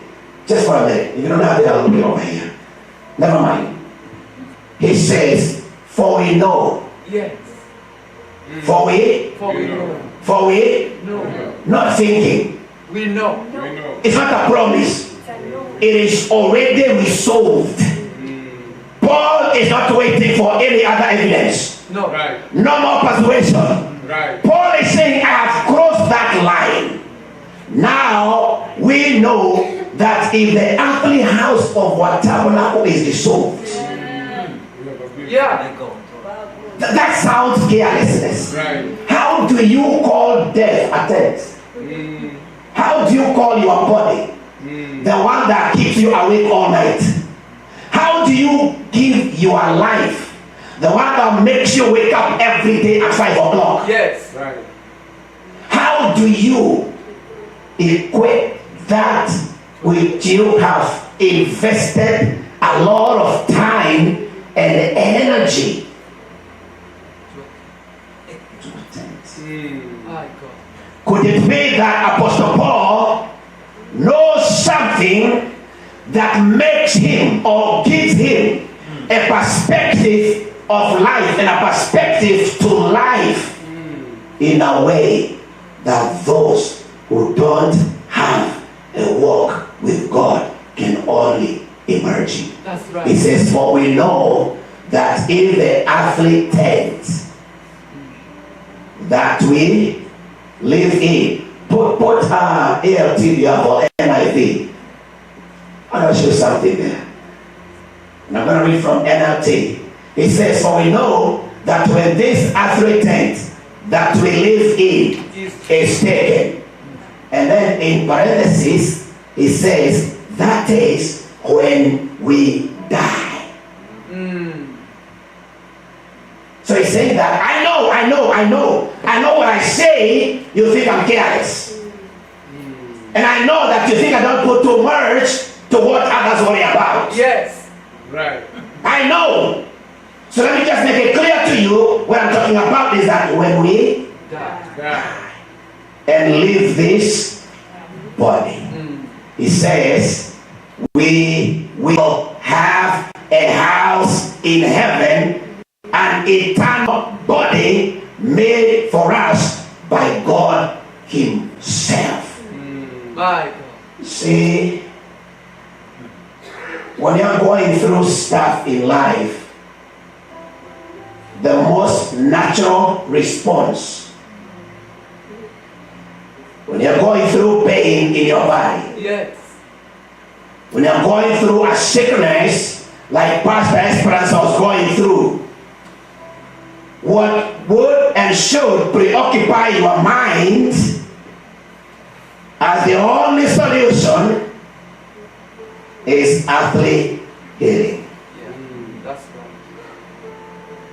And I'm listening to the tributes, and I'm sitting there concluding that this is a woman who lived her life aware that there is a tent and there is a house. Hallelujah. Don't you ever go through life one-dimensional. Yes. Because the day will come, you'll wake up and you'll either face your tent or your house. I want to repeat that again because we are not here for Pastor Speranza. That's right. We may be here because of her, but we are here for us. Right. Yeah. Amen. Amen. We may be here because of her, but we are not here for her. We are here for ourselves. She has crossed over from her tent into her house. And right now she is very concerned because of us sitting here are very worried about the tents. She is very concerned right now. Yeah.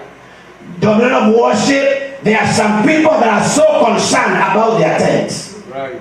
But they hardly ever put time to focus on the house.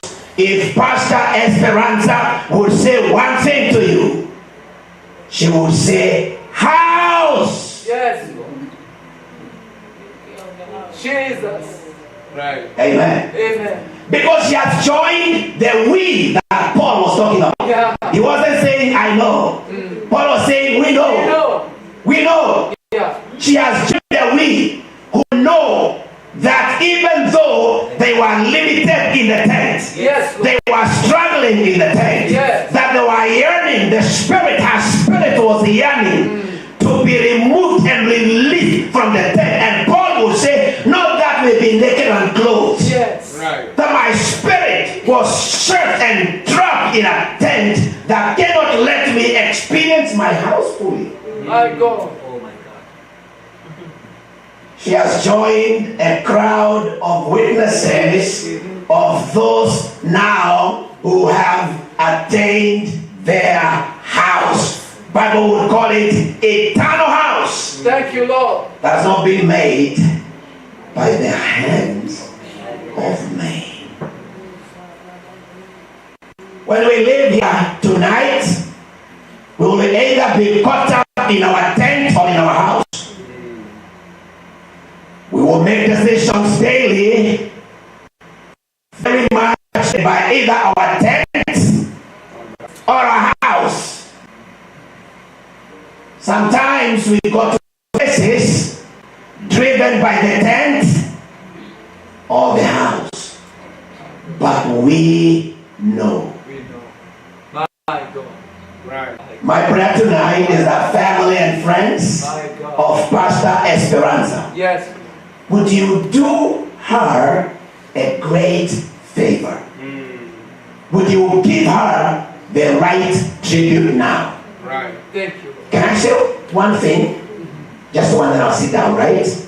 All the tribute that we gave was for her when she was in the tent.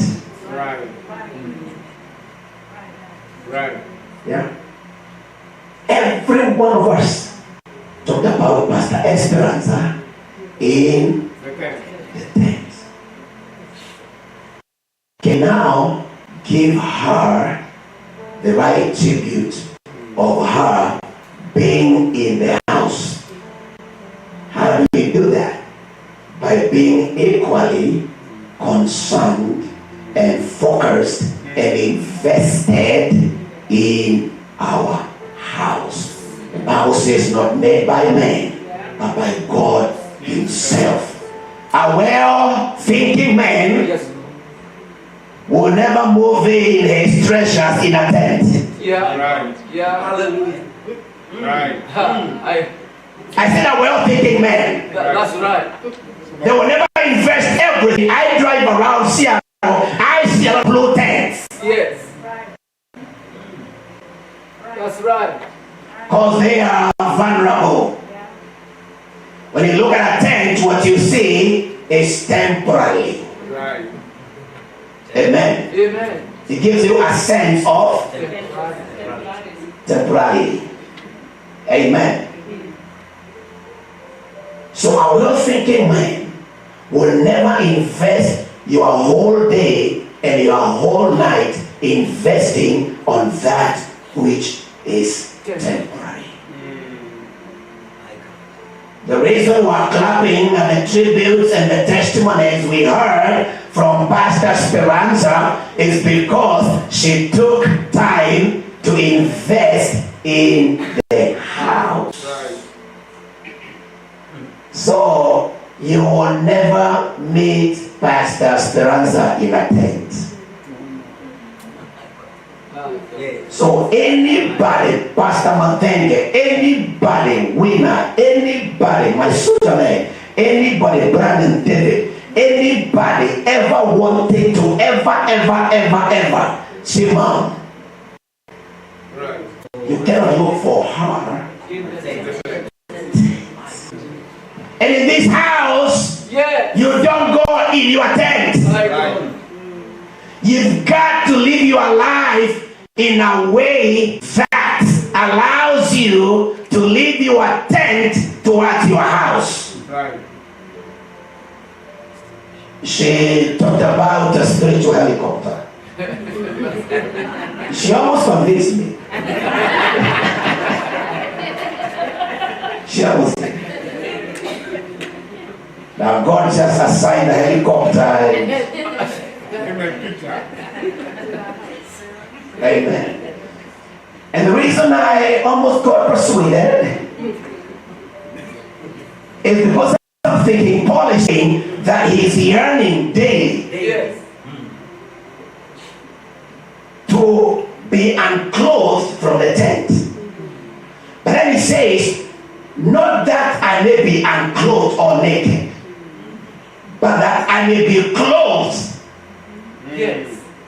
in the house. So, should you ever, never, ever secure your house, the day you close your eyes, there will be no helicopter. And you're going to be naked for a long time. Because it takes a helicopter to get you from the tent.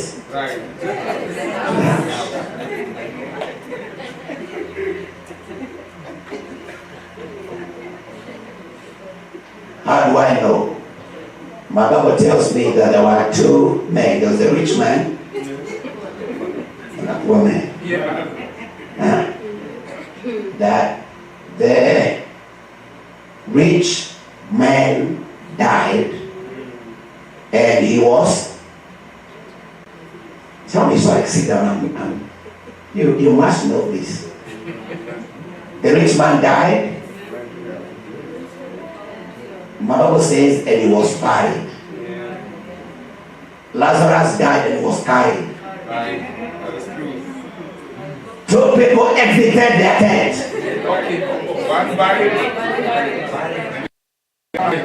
I'll be carried. That is my helicopter. Amen. It's true now. He says that the rich man died and was no helicopter. Lazarus died and was carried to Abraham's bosom. Helicopter. Amen. So now, jokes aside, we know. Amen. Now you know what? We know. That should your tent that you live in today, tonight, should that tent be dissolved or dismantled, I want you to hear the almost careless talk that Paul is using to address that which threatens and scares everybody on the earth. That we are going to put every money to stay in the tent. Paul says, should that happen, we have a house, a dwelling place, an eternal building, not made by men, but by God Himself.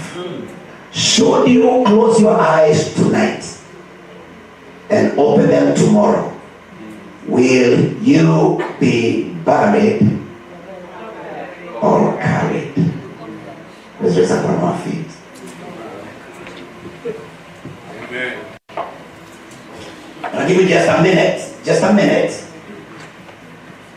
to just pray for yourself. Just pray for yourself. Just for yourself. Pray for yourself. In the name of Jesus. Because we live life as though we control the clock. We all have plans for tomorrow. Yes, we do. In the name of Jesus. But you know your spirit man was ever made for the tent. It came from the house. Even if you're not born again, pray for yourself. The one who gave you the tent has a house for you. Because there's a land that is fairer. And by faith, we see from afar. I pray, my God, for each and every person tonight in this house. Because you said it to your disciples that you go to prepare a place. And that you will come. Yes. In your Father's house there are many mansions. If it was not so, you would have told us. There is a house with your name. It's better, it's glorious, it's eternal, Yes, Lord. made by God just for you. And by faith, there are decisions we make to be able to transit from the tent to the house. That decision is God believing in the heart that Jesus is Lord and confessing with your mouth Yes, unto salvation. Without that, all our efforts, exploit, time, resources, accomplishments will be dismantled together with the tent. I pray, Almighty God, that you will hear our prayer, that you will rescue us, Almighty God, and lead us in that decision that makes us secure our house. Should we close our eyes and open them in a different realm, we will hear, welcome, good and faithful servant. In Jesus' mighty name. Come on, appreciate Jesus. Appreciate Jesus. Can you pray for the family? Please. I'm going to ask pastor's family, just come. Amen. We want to pray for the peace of God. Come on, right here in front. Brian, this is your house. Show them how to walk across. All the way. Amen.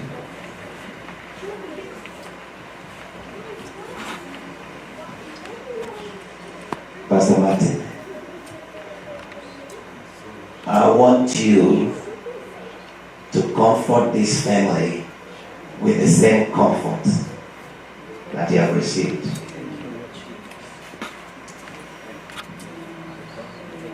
Amen. Amen. As we wait for the others, after that's what the Bible says. Comfort you one another with the same comfort that you have received.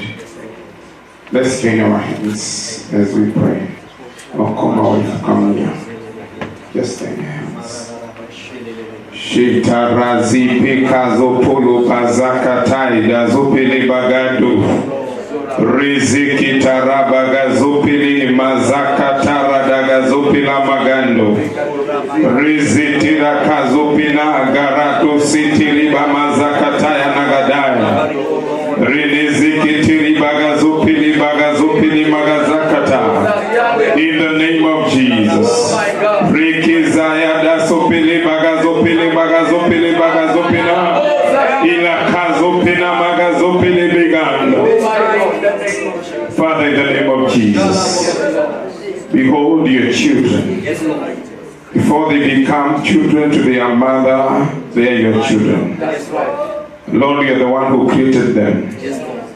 Lord Almighty, we want to commit them unto you because you know them and you love them. Lord, at the passing on of their mother, of their sister, Lord, I pray that you be their comforter. Be by their side. Give them peace, oh God. That peace that passes all human understanding. To reign in their mind and their soul. In the name of Jesus. In the darkest hour of their lives. As they wonder, where is our mother? I pray that God, you shall appear to them. And comfort them and encourage them. And let them know that you are by their side. In the time of their need. I pray that they shall lift their eyes unto you, Lord. Who is the author and the finisher of their faith? The God whom they were shown by their mother. They will ask, where is the God of our mother?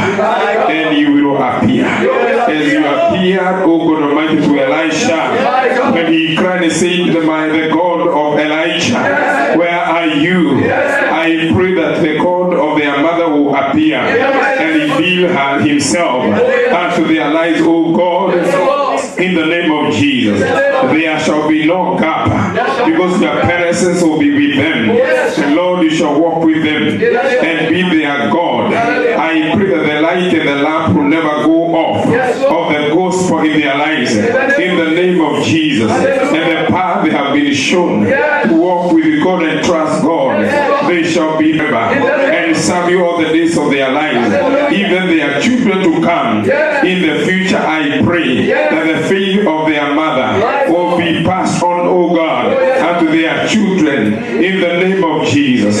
We thank you, Lord Almighty, because it shall be well with them. You shall give them peace, comfort, and the joy of the salvation, and they will know that you are by their side. Remind them that their mother is in a better place. In the name of Jesus. And we pray today, may her soul rest in peace. And may they be comforted by the knowing that their mother is in a better place. And may they desire to be in the same place when their days has come. In Jesus' mighty name we pray. Amen and amen.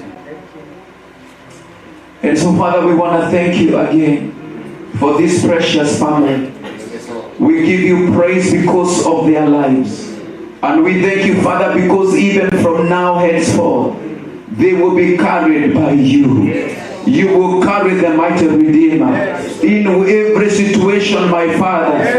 Lord, as your servant has prayed, whenever they call on you, dear Lord, you will show up, mighty Redeemer, that they may know, dear God in heaven, that there is a path, my Father, that was already made, my God. There are battles that were won by the Mother, mighty Redeemer. Oh, like it was with Timothy, there was that faith, my Lord, that was with his grandmother, that was also with his mother, and it was also found in behind Timothy. I pray right now in this precious family, there is going to be a faith that is going to be realized, a legacy of faith, a legacy of faith that will be seen all through in the mighty name of Jesus. We therefore declare blessing. We therefore declare cover. We therefore declare, my Father, even the remaining of the journey, they are covered. They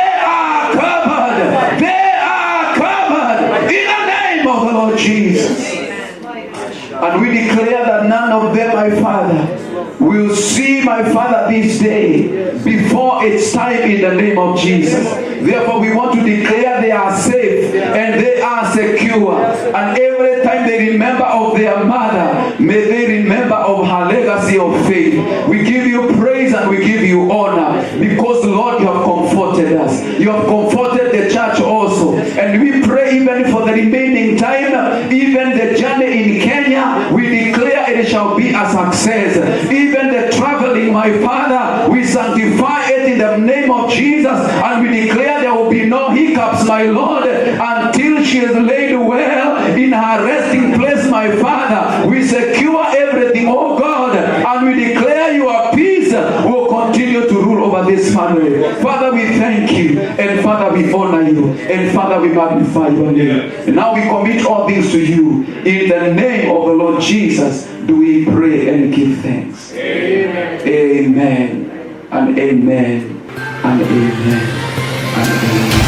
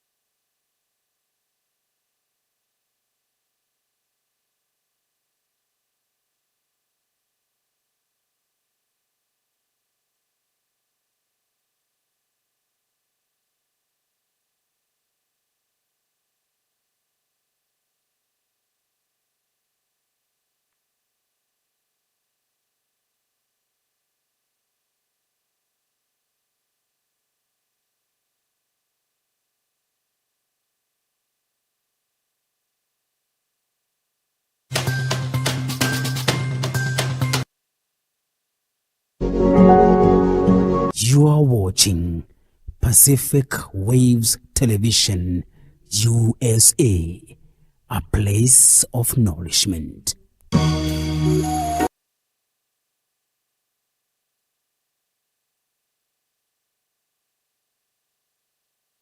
Even coming here, since we started on Friday, we have seen the hand of God in this altar, and many hearts have been blessed. We also wanted to appreciate the family cooperating us to be part of your family in this time. We want to thank our God. First of all, I want us to appreciate the Lord, because when this journey started, we trusted the Lord that He is going to provide finances. Praise the name of the Lord. And this is the evidence. I want us to give Him all the glory, because whatever that was planned, we have seen that God can provide. Amen. Can we appreciate our God in the mighty name of the Lord? Our plan and everything that was going on, we anticipated that next week our mom will be taken home, and we want to thank God because we have seen God. Amen. And I know in Kenya right now there is a testimony going on there. We are receiving a message every time David could update us what is happening in Kenya, and they are very, very encouraged to see American people, American church standing for one another. We are a family. You know, I've come to be challenged because of Jewish. I met another Jewish here in Urban when we were working for this ministry of children, and I found Jewish, not Jewish, Indian, buying houses, very expensive houses, because they are doing things in one accord. Praise the name of the Lord. And I was asking God that our community will come together to be able to do something great for this nation in the mighty name of the Lord. And this is showing the sign, Reverend, we are going somewhere in the mighty name of the Lord. You know, I usually visualize myself, because we have grown, now we are almost 40,000, we can also build our own hospital. You know those visions are. Reverend, we can build our own hospital where our doctors and nurses who are running and are coming, they can be able to treat our people in our hospital. That's a legacy we can leave. United States of America. That's a nugget. Let's appreciate the Lord. In the mighty name of Jesus. Now, this is not kind of a fundraiser that we do for pre-wedding. This is a kind of a fundraiser that we give our offering of what you have purpose in your heart to give and to support the family. Praise the Lord. But before we do that, I know we have our sister Jackie, who is here with us. I want her to just mention this far we have come, what we have. Amen? So that we can be motivated to bring something tonight. We are not going to take long. We're just going to take a few minutes, and God will show you. Jackie, she has been our treasurer. Let's appreciate her. Jackie, we just may I give her 1 minute. And also we had our able secretary, Maureen, Dr. Maureen. She has been, I didn't know that she has a gift of writing. You know, she's writing. Oh my, can you appreciate Dr. Maureen? Amen. She's your good secretary. There is a gift that is hidden in you. She has been updating us of everything that has been going on, and we want to thank our God for that. I want to say that when we look Kenya, there was a budget that was supposed to be taken care of. When the family mentioned that, it is because of how our pastor served in Kenya, and the budget, and many people want to be involved in the moment of service, so it came around 700,000 shillings. Praise the name of the Lord. You know, sometimes when you hear that, we start to convert into dollars. Praise the name of the Lord. Tell your friend it's not much. God has already provided, and He will provide in the name of Jesus. So that money was mentioned, and because of the arrangement that is going on in Kenya, and we are trusting God, even the remaining balance, the Lord is going to give. I don't know if Jackie, you are ready? Not yet ready. Amen. So I'm going to ask to be given a basket here. Praise the name of the Lord. And we are going to, our media team are going to give us the cash app. Those who want to give with cash app, those who want to give with check, those who want to give in cash, this is a great moment that we want to present our gift in the name of the Lord. I know when we were coming, we have purpose in our heart, what we want to bless this family. Amen? So, I believe we'll do it quick, as the Lord will help us in the name of Jesus. Thank you, Mom. I think someone can help her with that table to come here, and the Lord will bless us. I believe even those who came early, they have already contributed what the purpose, and the Lord will bless us.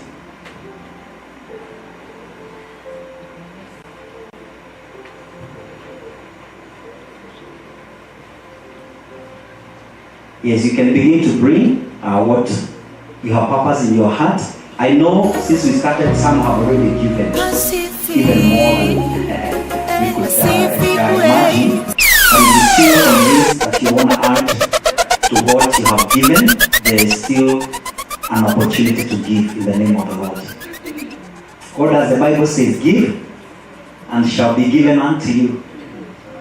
Sister Liz, good measure, pressed down, shaken together, and running over. That will be your home. In the mighty name of the Lord.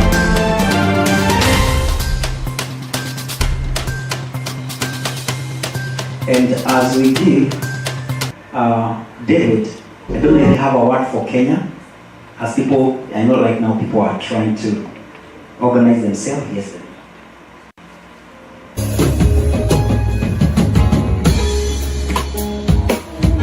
Oh my God. I'm saying this is God. Say that this is God.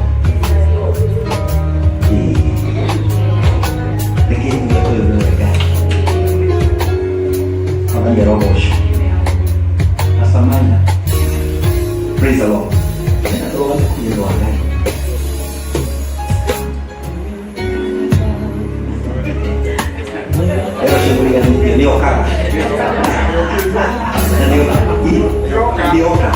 Hallelujah. So I want to announce this. We trusted the Lord that our mom will be taken home, and we are not going to have a debt, because we serve what? We have a cash of 13,000.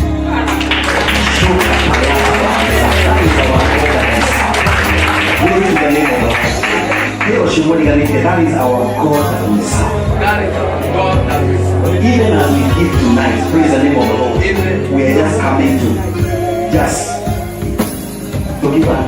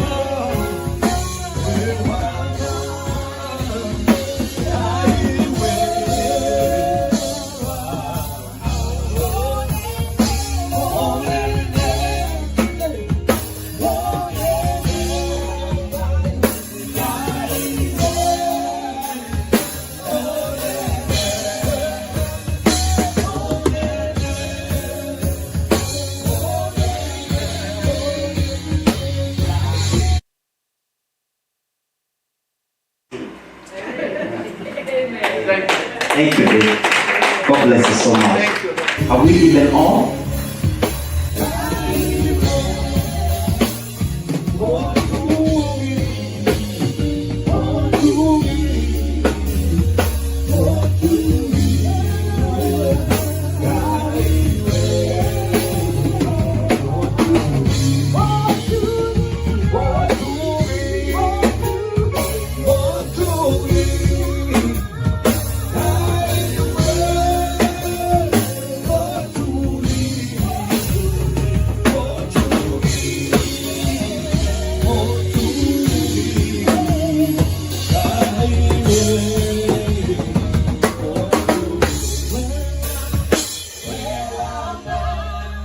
It's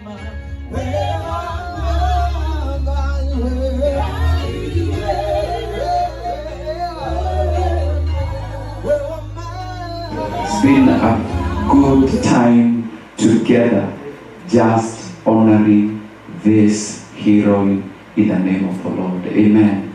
And so, we thank God for the way that this day has gone and has ended. And we have another final push, which is coming on Tuesday, 31st, for 2 hours, around 10 a.m. to 12 midday. We've been given a window there to go to Edward's Memorial. And I know that we have the address to that place on, I don't know whether we have it on the flyer. But all those that desire to maybe have the final closure of our mom, that is the day that is set aside for that. Of course, we will be accompanying the family, and we will be there with the family as a support system also. And we are all welcome. Amen. The only thing that we're going to be mindful of is that we're being alerted that they have a limited parking, but the Lord is going to help us to how we are going to navigate in that window of being able to view and maybe have a closure of our mom, Speranza. We will have a moment also to pray in the chapel there. And after that, we are trusting the Lord that all things will work as projected. And if everything works as projected, there will be the final traveling to be commenced on the 2nd of January. Praise be to God. We are trusting God for that, and we are still praying that all the documents needed will be all set, that day it will be the day that we will commence in the name of the Lord. So we are welcoming all of us that day together and support one another as the Lord helps. Praise be to God. We also want to thank you, family, because I know it is usually a moment where the family also want to be with their loved one. And you just being open to us that we can be there, we can also come and be with you. We don't take it for granted. We appreciate and we thank God for you in the name of the Lord. Praise be to God. Allow me to thank God for my daddy here. Thank you, Apostle, for agreeing to come. This is the man I called when I was still in hospital. I was called back to the hospital that very night on Thursday, 20th. And I went back. And when we had prayed and I told God, thank you, sometimes you don't know what else to do. As a man of God, there you are, always looking at you. But I thank God I have a father. And I called him. And I told him what has happened. And I thank God for the support. And thank you. And even when I reached out for him coming today and be with us, he did not even say anything. He said, I'll be there. Thank you for your sacrifice. We are really honored to have you. And just to know you are there right behind us, it is a great encouragement. Thank you, Daddy. I am grateful in the name of the Lord. This is my father, because I know that I am what I am today because he stood and he carried me when I needed to be carried. Praise be to God. So God bless us so much as we come to the close of this meeting today. I want to call Pastor Grace to come and help us to declare the final prayer as we end this day today in a brief way, and we will be blessed in the name of the Lord Jesus. Karibu sana as you give us the benediction of tonight. In Jesus' name. Karibu.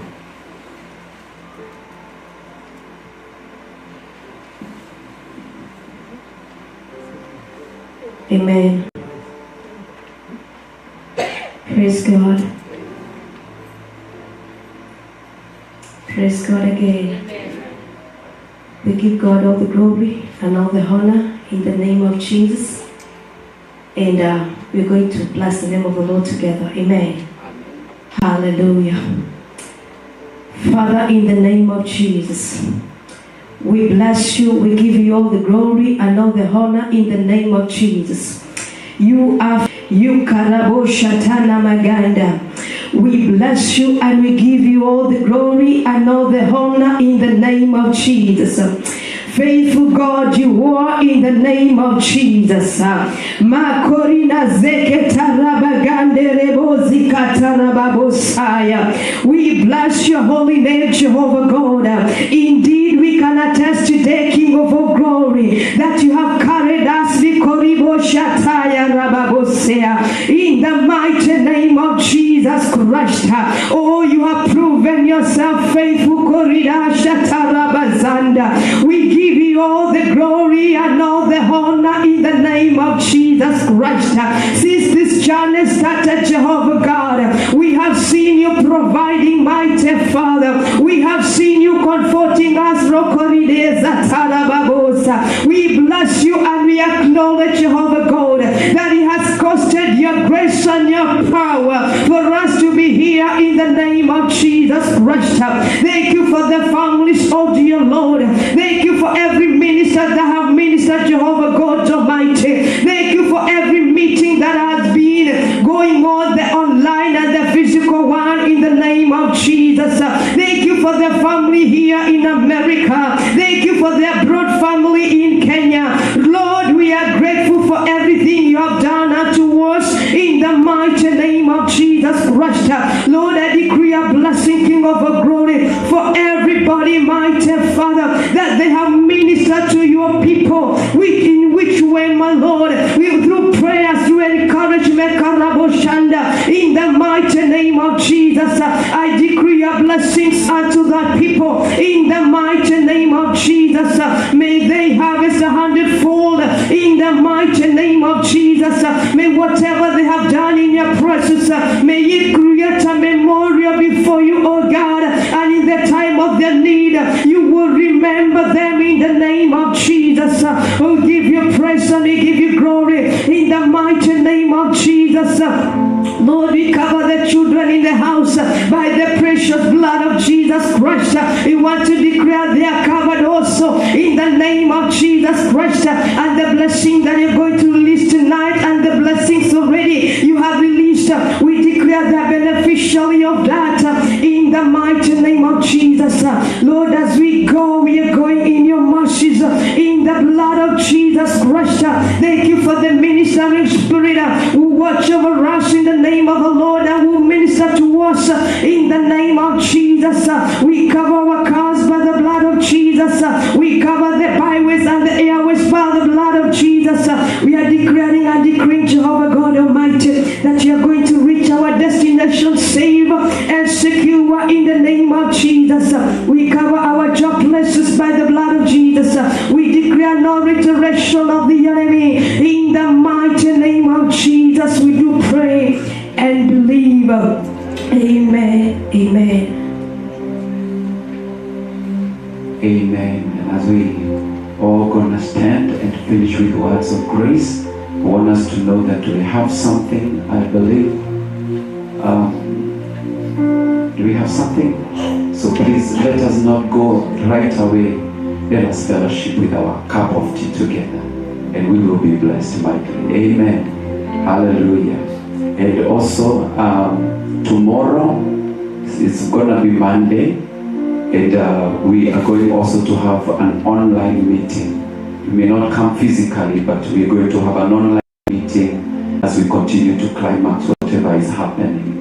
And we will see how things will flow on Tuesday, and we'll give more updates as we move on. We thank God for the way He has carried us all this through. Let's hold the person next to you as we all stand up. And I want us to wish one another the words of grace.